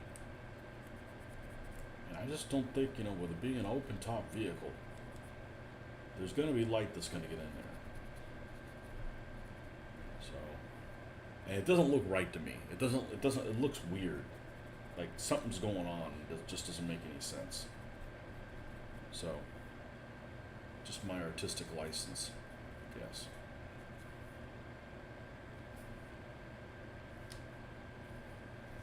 We only did this side so far, so let's see if we're happy with the weathering that we've done.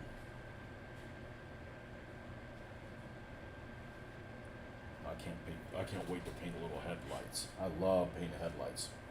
This one got 3.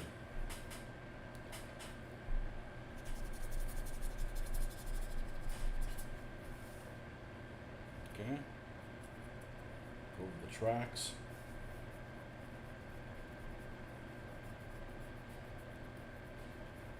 One thing I'll say, this material is not very brittle. So that's good. It's forgiving. It's got some flex in it.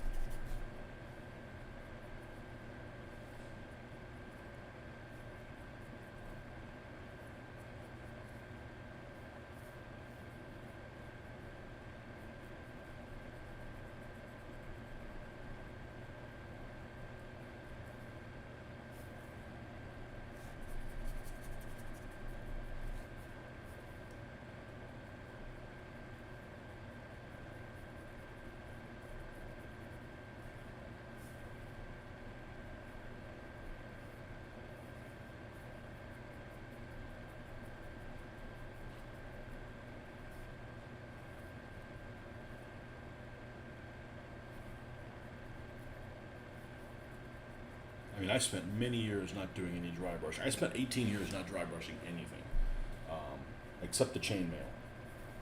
That I used to do. That was it. So everything has a place.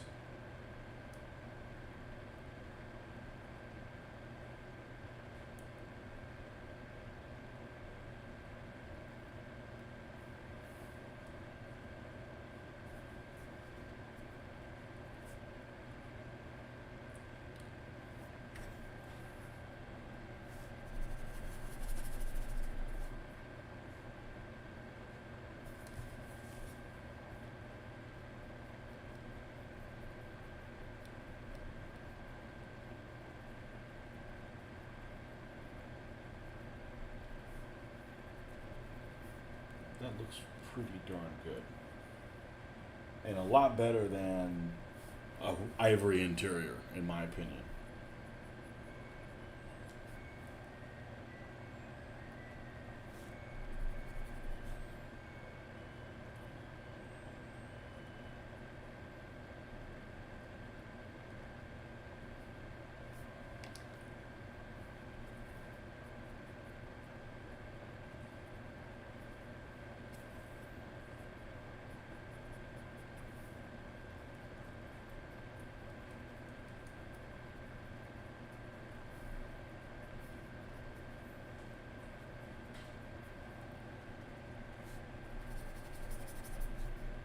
We're just going to go, we're going to make these little edges pop out, because this thing has all kinds of edges.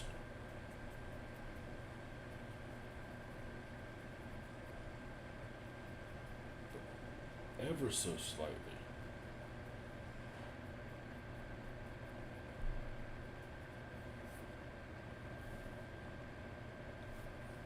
And it's going to look kind of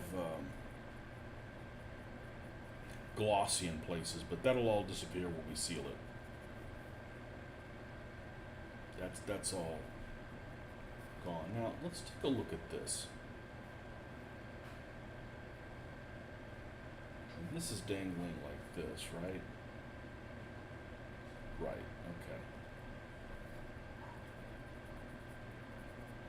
Now we actually need to do a more robust type of coloration on that.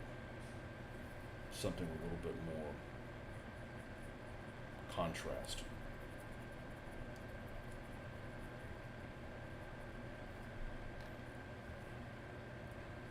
And we're still going to pick out stuff in here with the panel wash and stuff like that.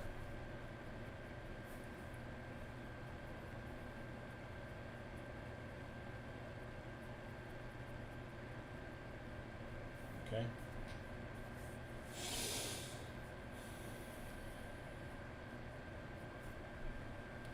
So then we're going to take the Iraqi sand and we're going to do the same thing.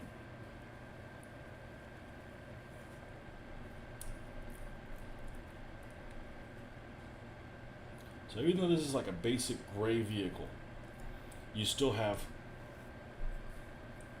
um, some of the black showing from the bottom, and then the gray tone, and then the brown wash on top of the gray, then the gray on top of that, then a little bit of light blue, then these two weathering colors. You know, you're gonna have some. It's gonna look interesting. It's gonna be interesting to look at.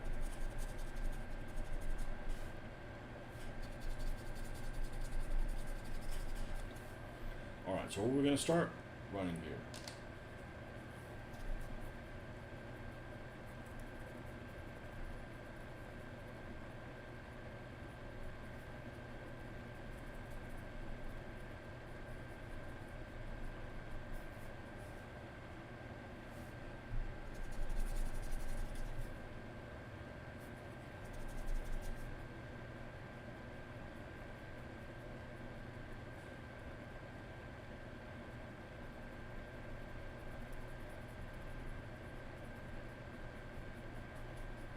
And this is one of my favorite colors to dry brush with, this Iraqi sand, because it's just a little bit warm.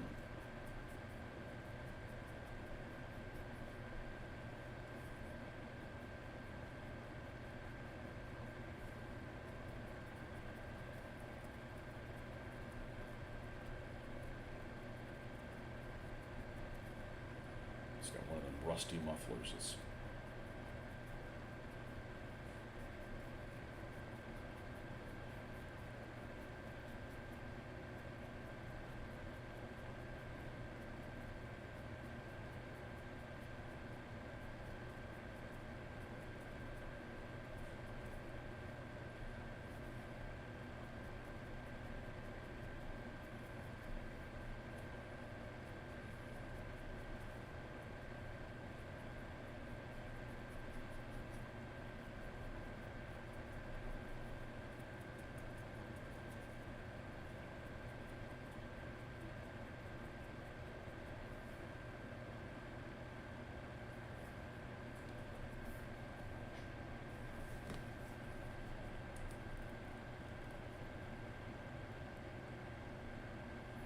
you think, oh, this is a tiny vehicle. You should be able to panel line this thing fast. Well, in theory, you're right, but there's a lot of stuff going on here, and it would be a shame not to pay it the attention it deserves. Just really, really light on this.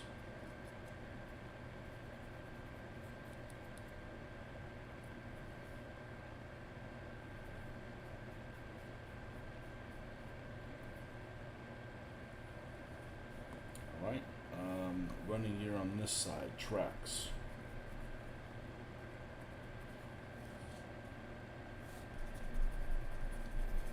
This will put you guys to sleep. People always ask me, you know, like, hey, do you have a video on how to paint stuff? I said, I don't like doing those because basically I have to paint without you guys watching. So it's hard for me to stay on track.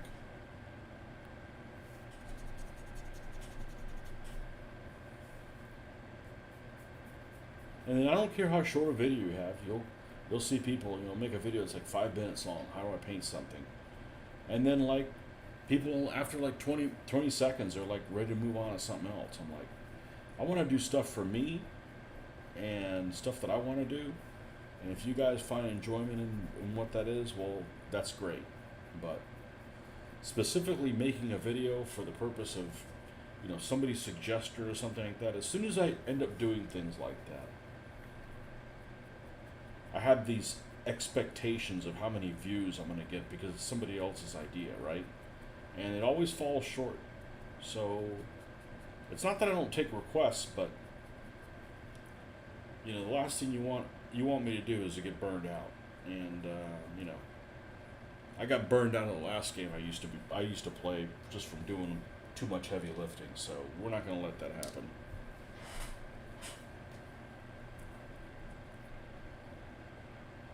And they didn't get burned out until after 18 years. It's not like, you know, oh, you only did it for 6 months. No.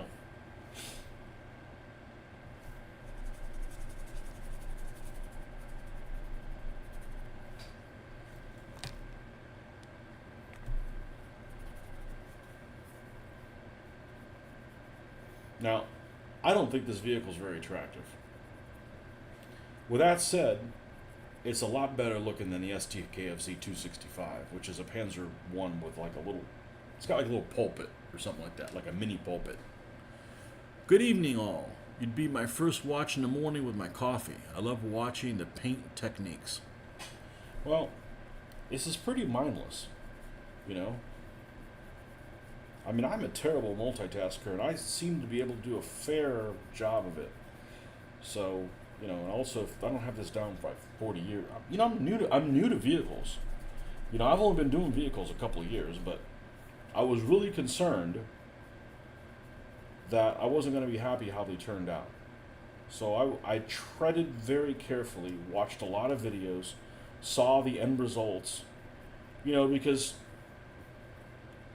you know, if you hadn't done vehicles before, you don't know when you're on the wrong track. You know, you don't want to be like 90% through the vehicle and like, yeah, this isn't going to turn out the way I wanted it to. So that just comes with experience. You start seeing the signs, the writing on the wall that it's like, man, this is not going to turn out the way you think. You think it's going to look like this, and you're not going to be happy if you keep going down this route, you know. Welcome, Doug. Can we see a close-up of the dry brush? Yes, in 1 second, we will do that. Yeah, the camera is just not good for that. We got a couple little ammo boxes and stuff we still have to put in there. And, you know, we still have panel lining to do, and the tools. I won't put the superstructure on it yet.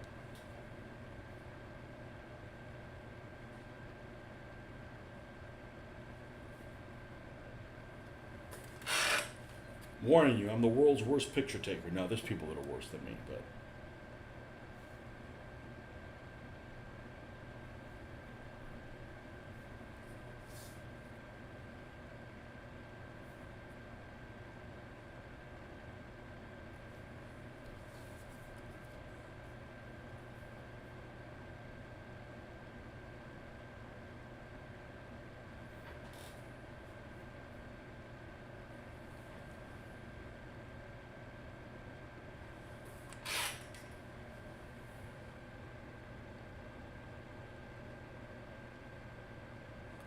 Learning from your past mistakes is a step in the right direction. Exactly. I don't mind redoing stuff. It just, I didn't want a whole bunch. I didn't want to get discouraged. Now I'm like, we got this down. But one thing I would have never done, I would have never done a brown wash. It wouldn't have occurred to me. It wouldn't have occurred to me. It would not have occurred to me to mix dark sand with the base color instead of white. It just wouldn't have occurred to me. So I would have done white. It would look really chalky, but like, you know. So by watching other people's stuff, I'm like, I avoided making that mistake. Here's the other side.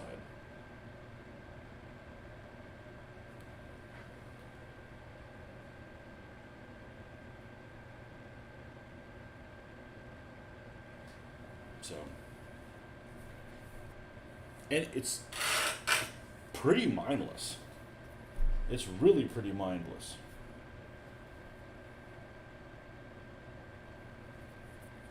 But it's not quick. It's going to take a while. You can't do the dry brush on one pass, and you got to get almost all of it off, so that if you want to add more, you can add more. If you go too far, you're like, shit, now I got to repair it. You know, so.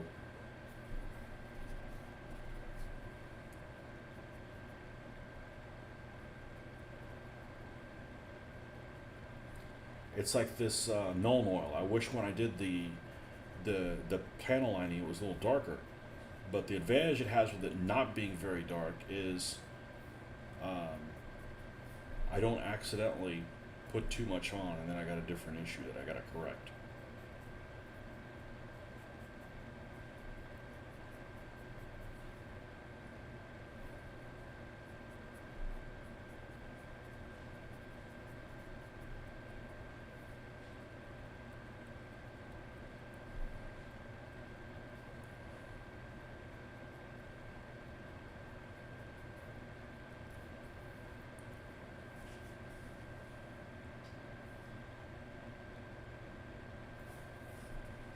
What is this? Is Iraqi sand?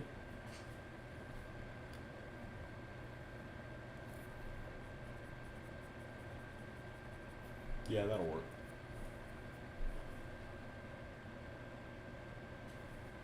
Yeah, it looks even better when you. Something happens when you seal it. Something happens when you seal it, and I think it's because the human eye is so freaking advanced that it gets distracted easy by like gloss or something like that. It just makes everything like come together. And I grew up like I didn't seal stuff. I when I was like 17 or 18 years old doing naval models, I didn't seal my naval models. They weren't glossy, but they could have looked better had I done that. But it's those things that you find out by seeing other people, seeing what they do, and hopefully they volunteer. What made it. You like it, and what steps you took to get it to where you like how it turns out, and also the internet where you can find out from other people.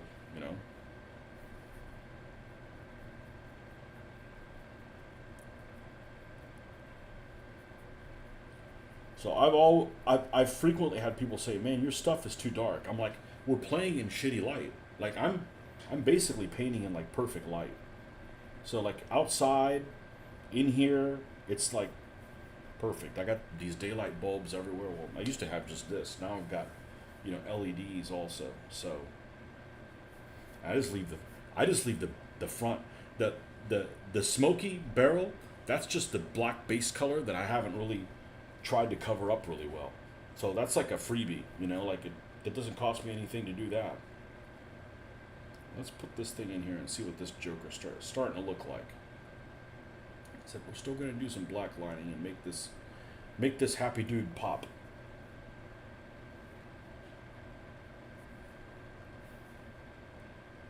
Now see here the issue is that you're going to be distracted as the viewer by the glossiness of this top thing, and it's not such a thing. It won't be, and it even looks like it's darker than it is.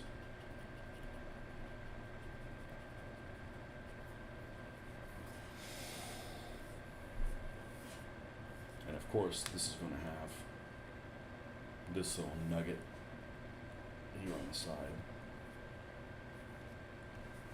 which has just a touch of green to add another little color in there. I don't know what color camouflage nets were for the Germans, but all this is just a net. So I want it to have a little bit of a green tint to it.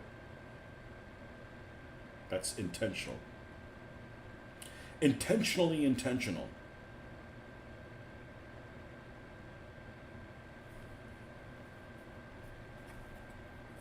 We have the top of these road wheels, for instance, that are not weathered. So let's make sure that we get them just like that. Yep. So I can't paint. I'm unable to paint. I've never been able to do it.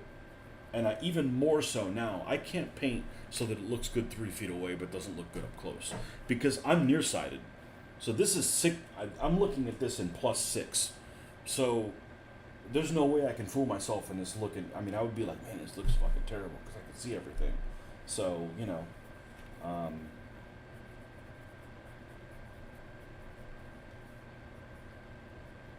now, 6 years ago, 7 years ago, whenever the hell it happened, before I had to use the readers, and I just take my contacts out.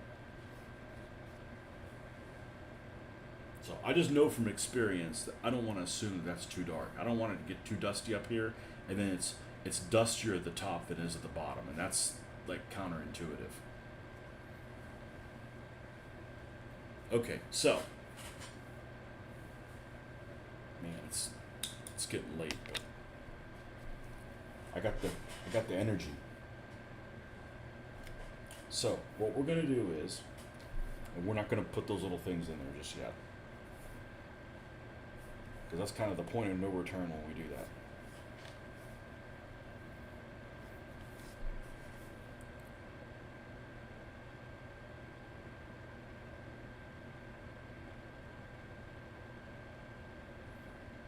We've got some headlights to paint, which is something I was terrified of. when I started doing it. I don't know how these headlights are going to turn out. Well, watch some people do it. Maybe you'll like how they do it. Maybe you won't. But if you don't like how somebody's headlights turn out, now you've found a way to achieve something you don't like. So don't do that.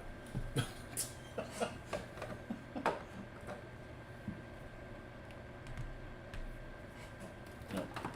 I don't really like windshield. Windshields are another animal. Windshields are. I need more practice on windshields.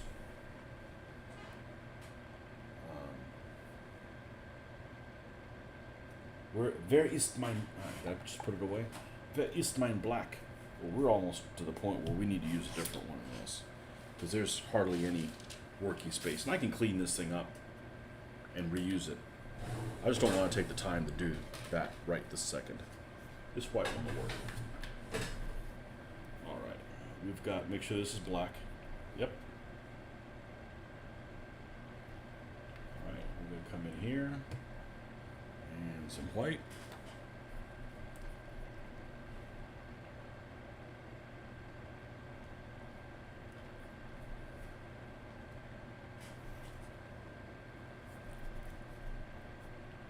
And let's mix this. Oh, we need a little bit of water. Okay.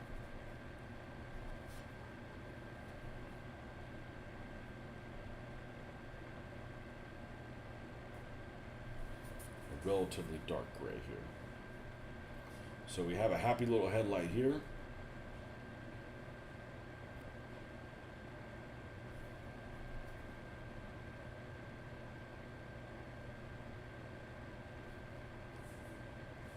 And then the main one. Well, that's a little too wet.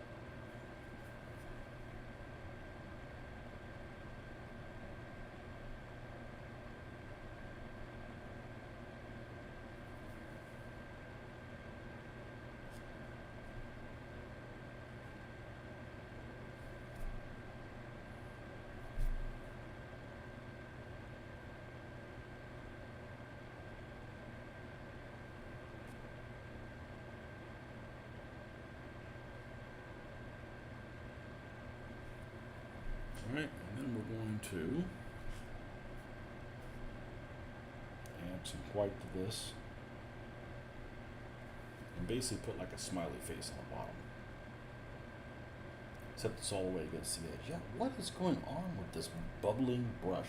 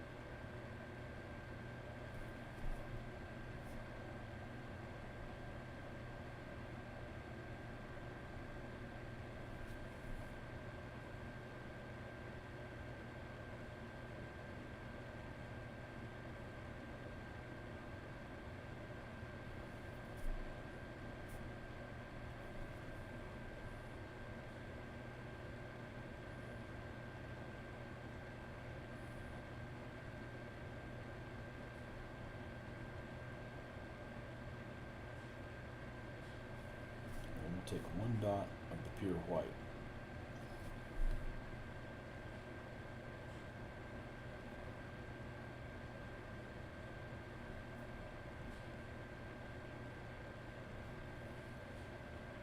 All right.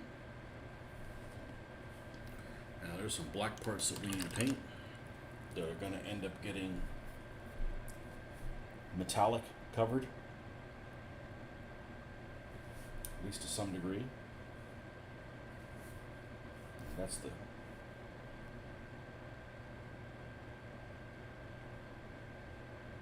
shovel this here.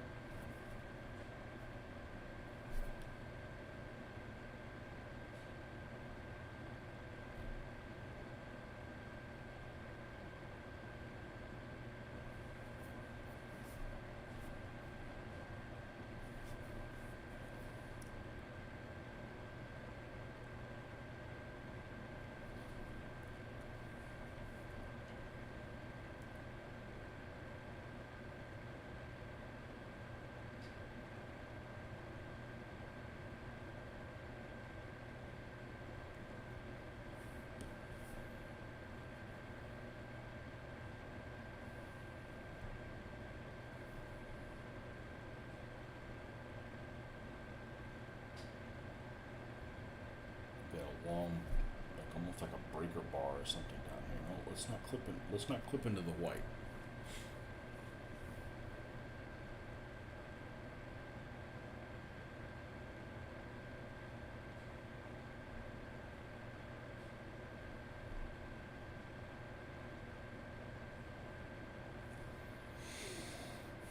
Okay, I'm gonna actually leave those snips in that gray color. I may come and put metal over them, but they're okay like that. And we're okay with everything else here. Well, we've already dry brushed that one, right? Yep. Yep. Okay. Doesn't mean you can't detail it more when we glue it together, but I wanted to get back here and do all that mess before we got into something else. Okay, so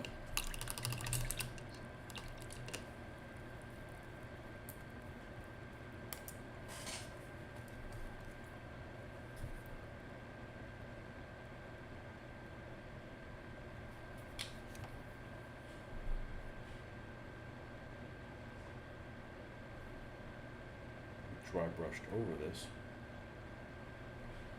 One of the bristles decided to shed over it. All right, so let's get Nuln Oil out here.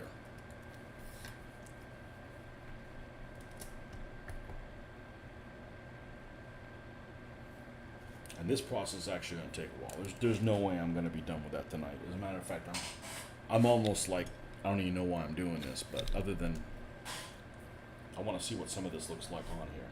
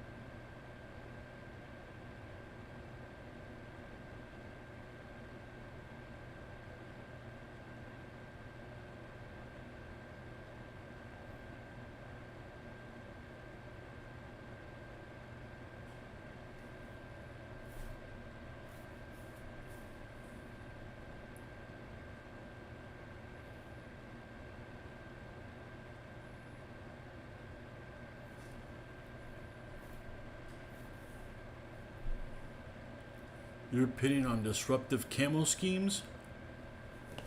What do you mean about a disruptive camo scheme? Like, we're talking about ships? We're talking about counter? Are we talking about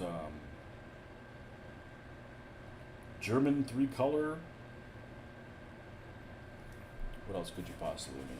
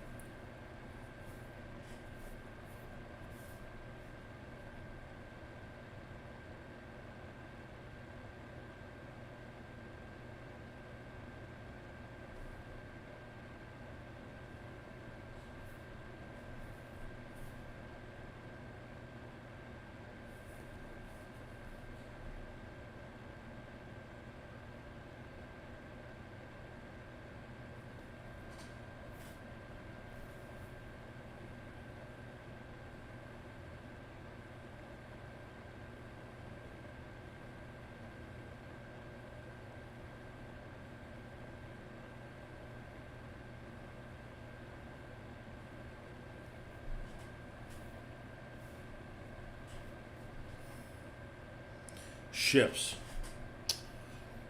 I really like them. I really, really like them. Um, I had a hard time accepting some ships that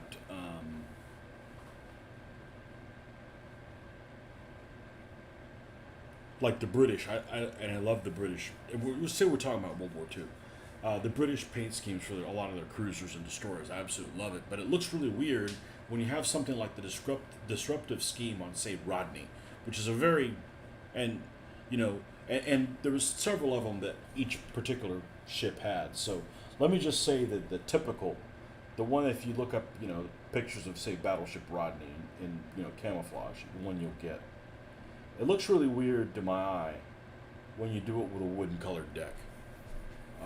But only the Americans really almost always had a blue painted color deck when they're having those disruptive schemes. And other than, I really like it on ships. I really do. Almost all of them.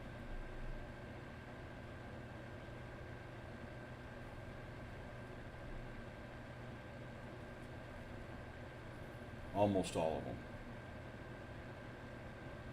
I can't think of one, as a matter of fact, that I'm like, ooh, that doesn't look good. Now, if you go really early, yeah, I really dislike the like turn of the century ships or turn of the last century, the century before last, of like almost off white and then the ochre funnels. I'm not a fan of the ochre funnels, and certainly not with a white hull. I just don't like the way that looks. It doesn't look believable. But I do like disruptive on ships, on almost all of them. So all the German ones look good when they did it. Um,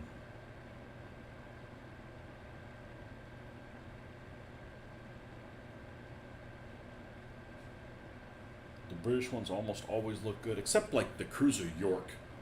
The cruiser York, which was it was a sisterish of the Exeter, which was the Battle of River Plate. The York carried its camouflage scheme around Suda Bay. I believe it was sunk. That's where it was sunk. But it had like this, almost like these rhomboid type shapes on it. And it looked really weird. But with the exception of that, almost you know, every camouflage scheme I'm kind of a fan of on ships. Now, the American ships have this unique thing, as far as I can tell, is when they went to like the measure 32 or the 33, and I don't remember which ones it is, 32A or whatever, the ones they ran in like 1944 that had like the three colors of grays and kind of the hard edge but quilt. You've got something like a Fletcher would have a pattern of it on there. Every Fletcher that carried that measure would have the stripe in the same place. That just kind of like lacks personality. I can see the practicality behind it, but as a modeler, you want them each to, at least I want them to look different from each other. So that's kind of a bummer that was that way. But I tend to like ships that are one-offs, anyways. I don't like ships that are like, oh, this class of like 20 ships. I prefer the ones that's like they're all individual. Again, not practical, but I'm a war gamer, so. You like the German disruptive paint and the patterns on American carriers and fast battleships. I'm not a fan of the first camouflage scheme that they used around Guadalcanal, and that's measure, I don't remember. I've got all that stuff. I haven't touched it in years. I don't like that camouflage scheme when it's done with soft edged. Not soft edge, but not hard edge type things. Let's see if I can find that. I think I know where that is. So, if you're doing American ships, you got to know about this site. Okay, I should be able to find this. This is a really cool site that's free, and it should still be up. I think all my naval stuff is right here. Holy smokes.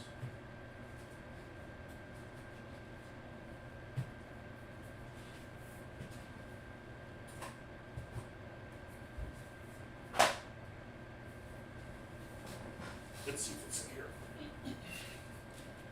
This this is stuff that's 20 years old or more. Naval scenarios, yeah, we got a lot. Spanish Civil War stuff. Okay.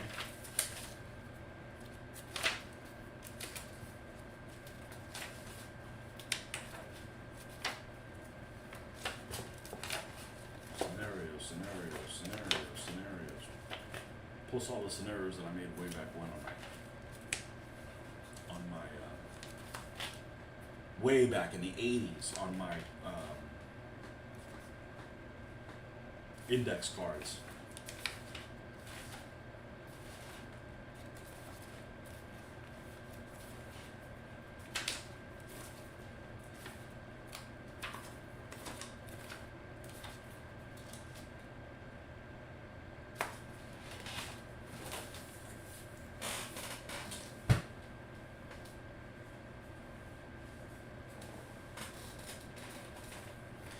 You may already know about this.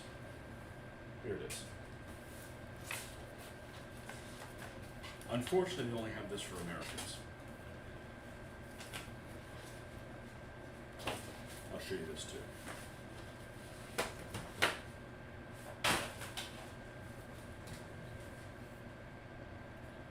What's my favorite World War II miniatures game? Well, I mean, I grew up playing for Naval Sea Creek, so we grew up playing Sea Creek 4. And for this, I play Face of Battle, because it's the closest to what I want to do it for skirmish. I don't like playing World War II games that lack detail. Okay? I absolutely do not want to play a World War II game that's vague. That's like the worst thing you could do. So there's this website, it's still available now, although I probably printed this out in the early, maybe close to 2000. I imagine it's still around. Let's see if I can tell when I printed this thing out. No. There's this site called U.S. Navy Camouflage, okay? And they may have this for other nations, I doubt that they do, but they do for the Americans, and I wanted to show you something that's really, really cool. So it's broken down by aircraft carriers, destroyers, destroyer escorts, and the different measures. So it talks about the different measures. This is full color on the website. It's called www.shipcamouflage, and camouflage is one of those words that's a bitch to spell. Here it is, 6/6/2000. So this is 24 years old. Holy shit. Over 24 years old. Okay? But it talks about all the different measures that you have. You know,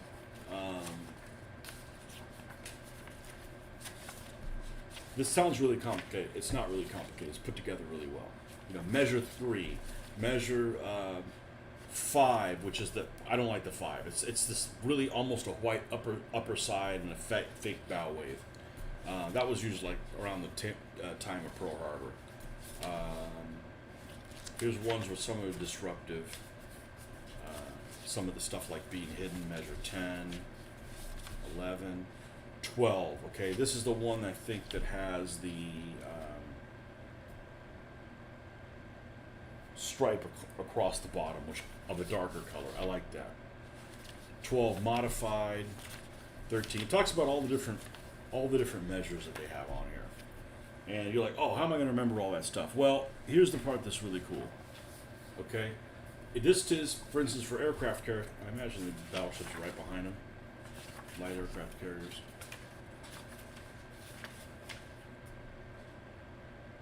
U.S. battleships. Let's do battleships. I'm a battleship guy.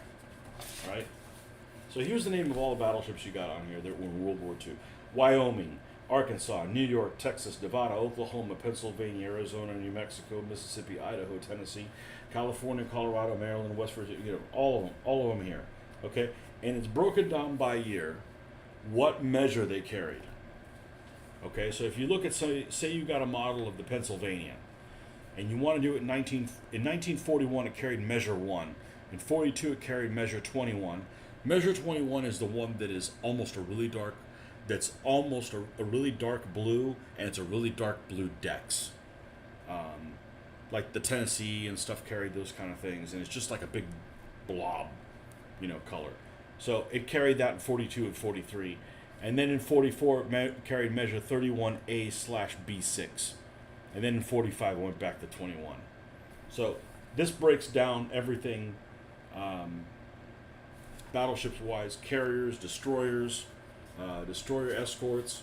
So if you're doing a battle of Guadalcanal, for instance, and you have a bunch of destroyers, and you know what destroyers you want to use, you can see what measures they were carried in, and you can see in 1942, things almost all carried measure 12 mod, which is a couple different grays, maybe only two, in almost looks like mottled camouflage, or measure 21, which is basically damn near dark blue. And you have some odds and ends that have stuff like that, but this is a really cool website.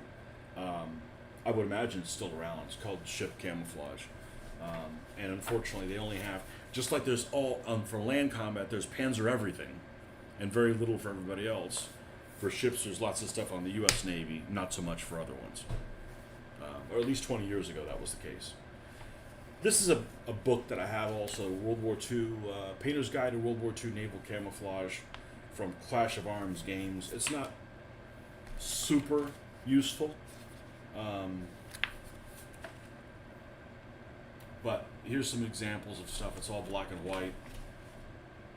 You could get all this stuff that's available now on the internet, probably. Pictures of, whatever you want.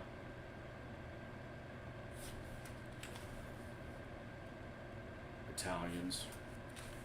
But this tells you how serious I was into ships. Just before I got out of ships, I did end up picking up this.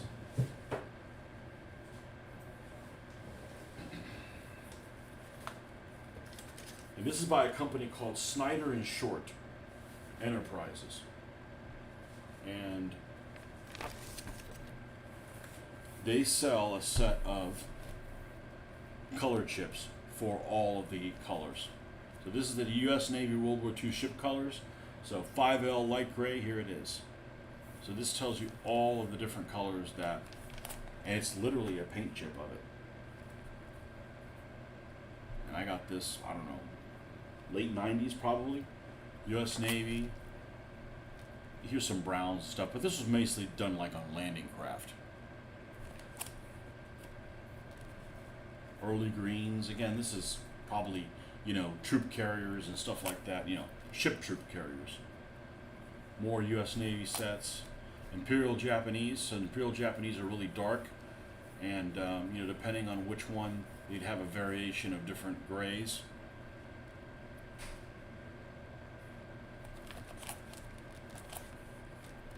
Italians.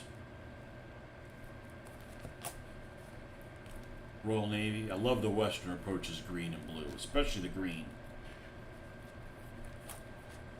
Mountbatten pink, that's not really pink. There's the two Mountbatten pinks. There's the light and the dark, and they're both almost like brownish. Here's the late war British ones. MS 1, 2, 3, 4, 5, so forth. Royal Navy, Royal Navy. Kriegsmarine colors.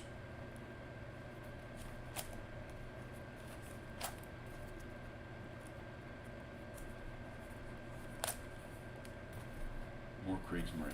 So I have these, and then what I did back in the day, revised in 2001. I even printed this, and you can see this is dot matrix.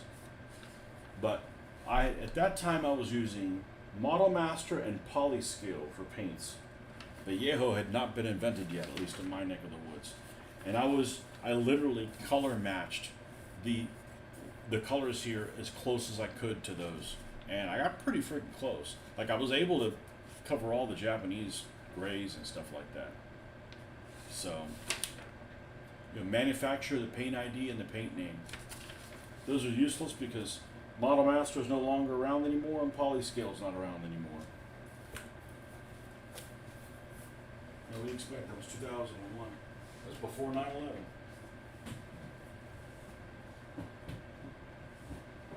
9/11. Anyhow, check out that ship camouflage website. It's pretty cool. But there's so much more on the internet now than there was back then. There's probably better sites on it than that, for all I know. But that's where we're going to leave off for this today. And yeah, I had this stuff relatively handy. So that's where we're going to leave off for this this Panzer Jaeger 1. I'll probably work on a little bit more in the morning, but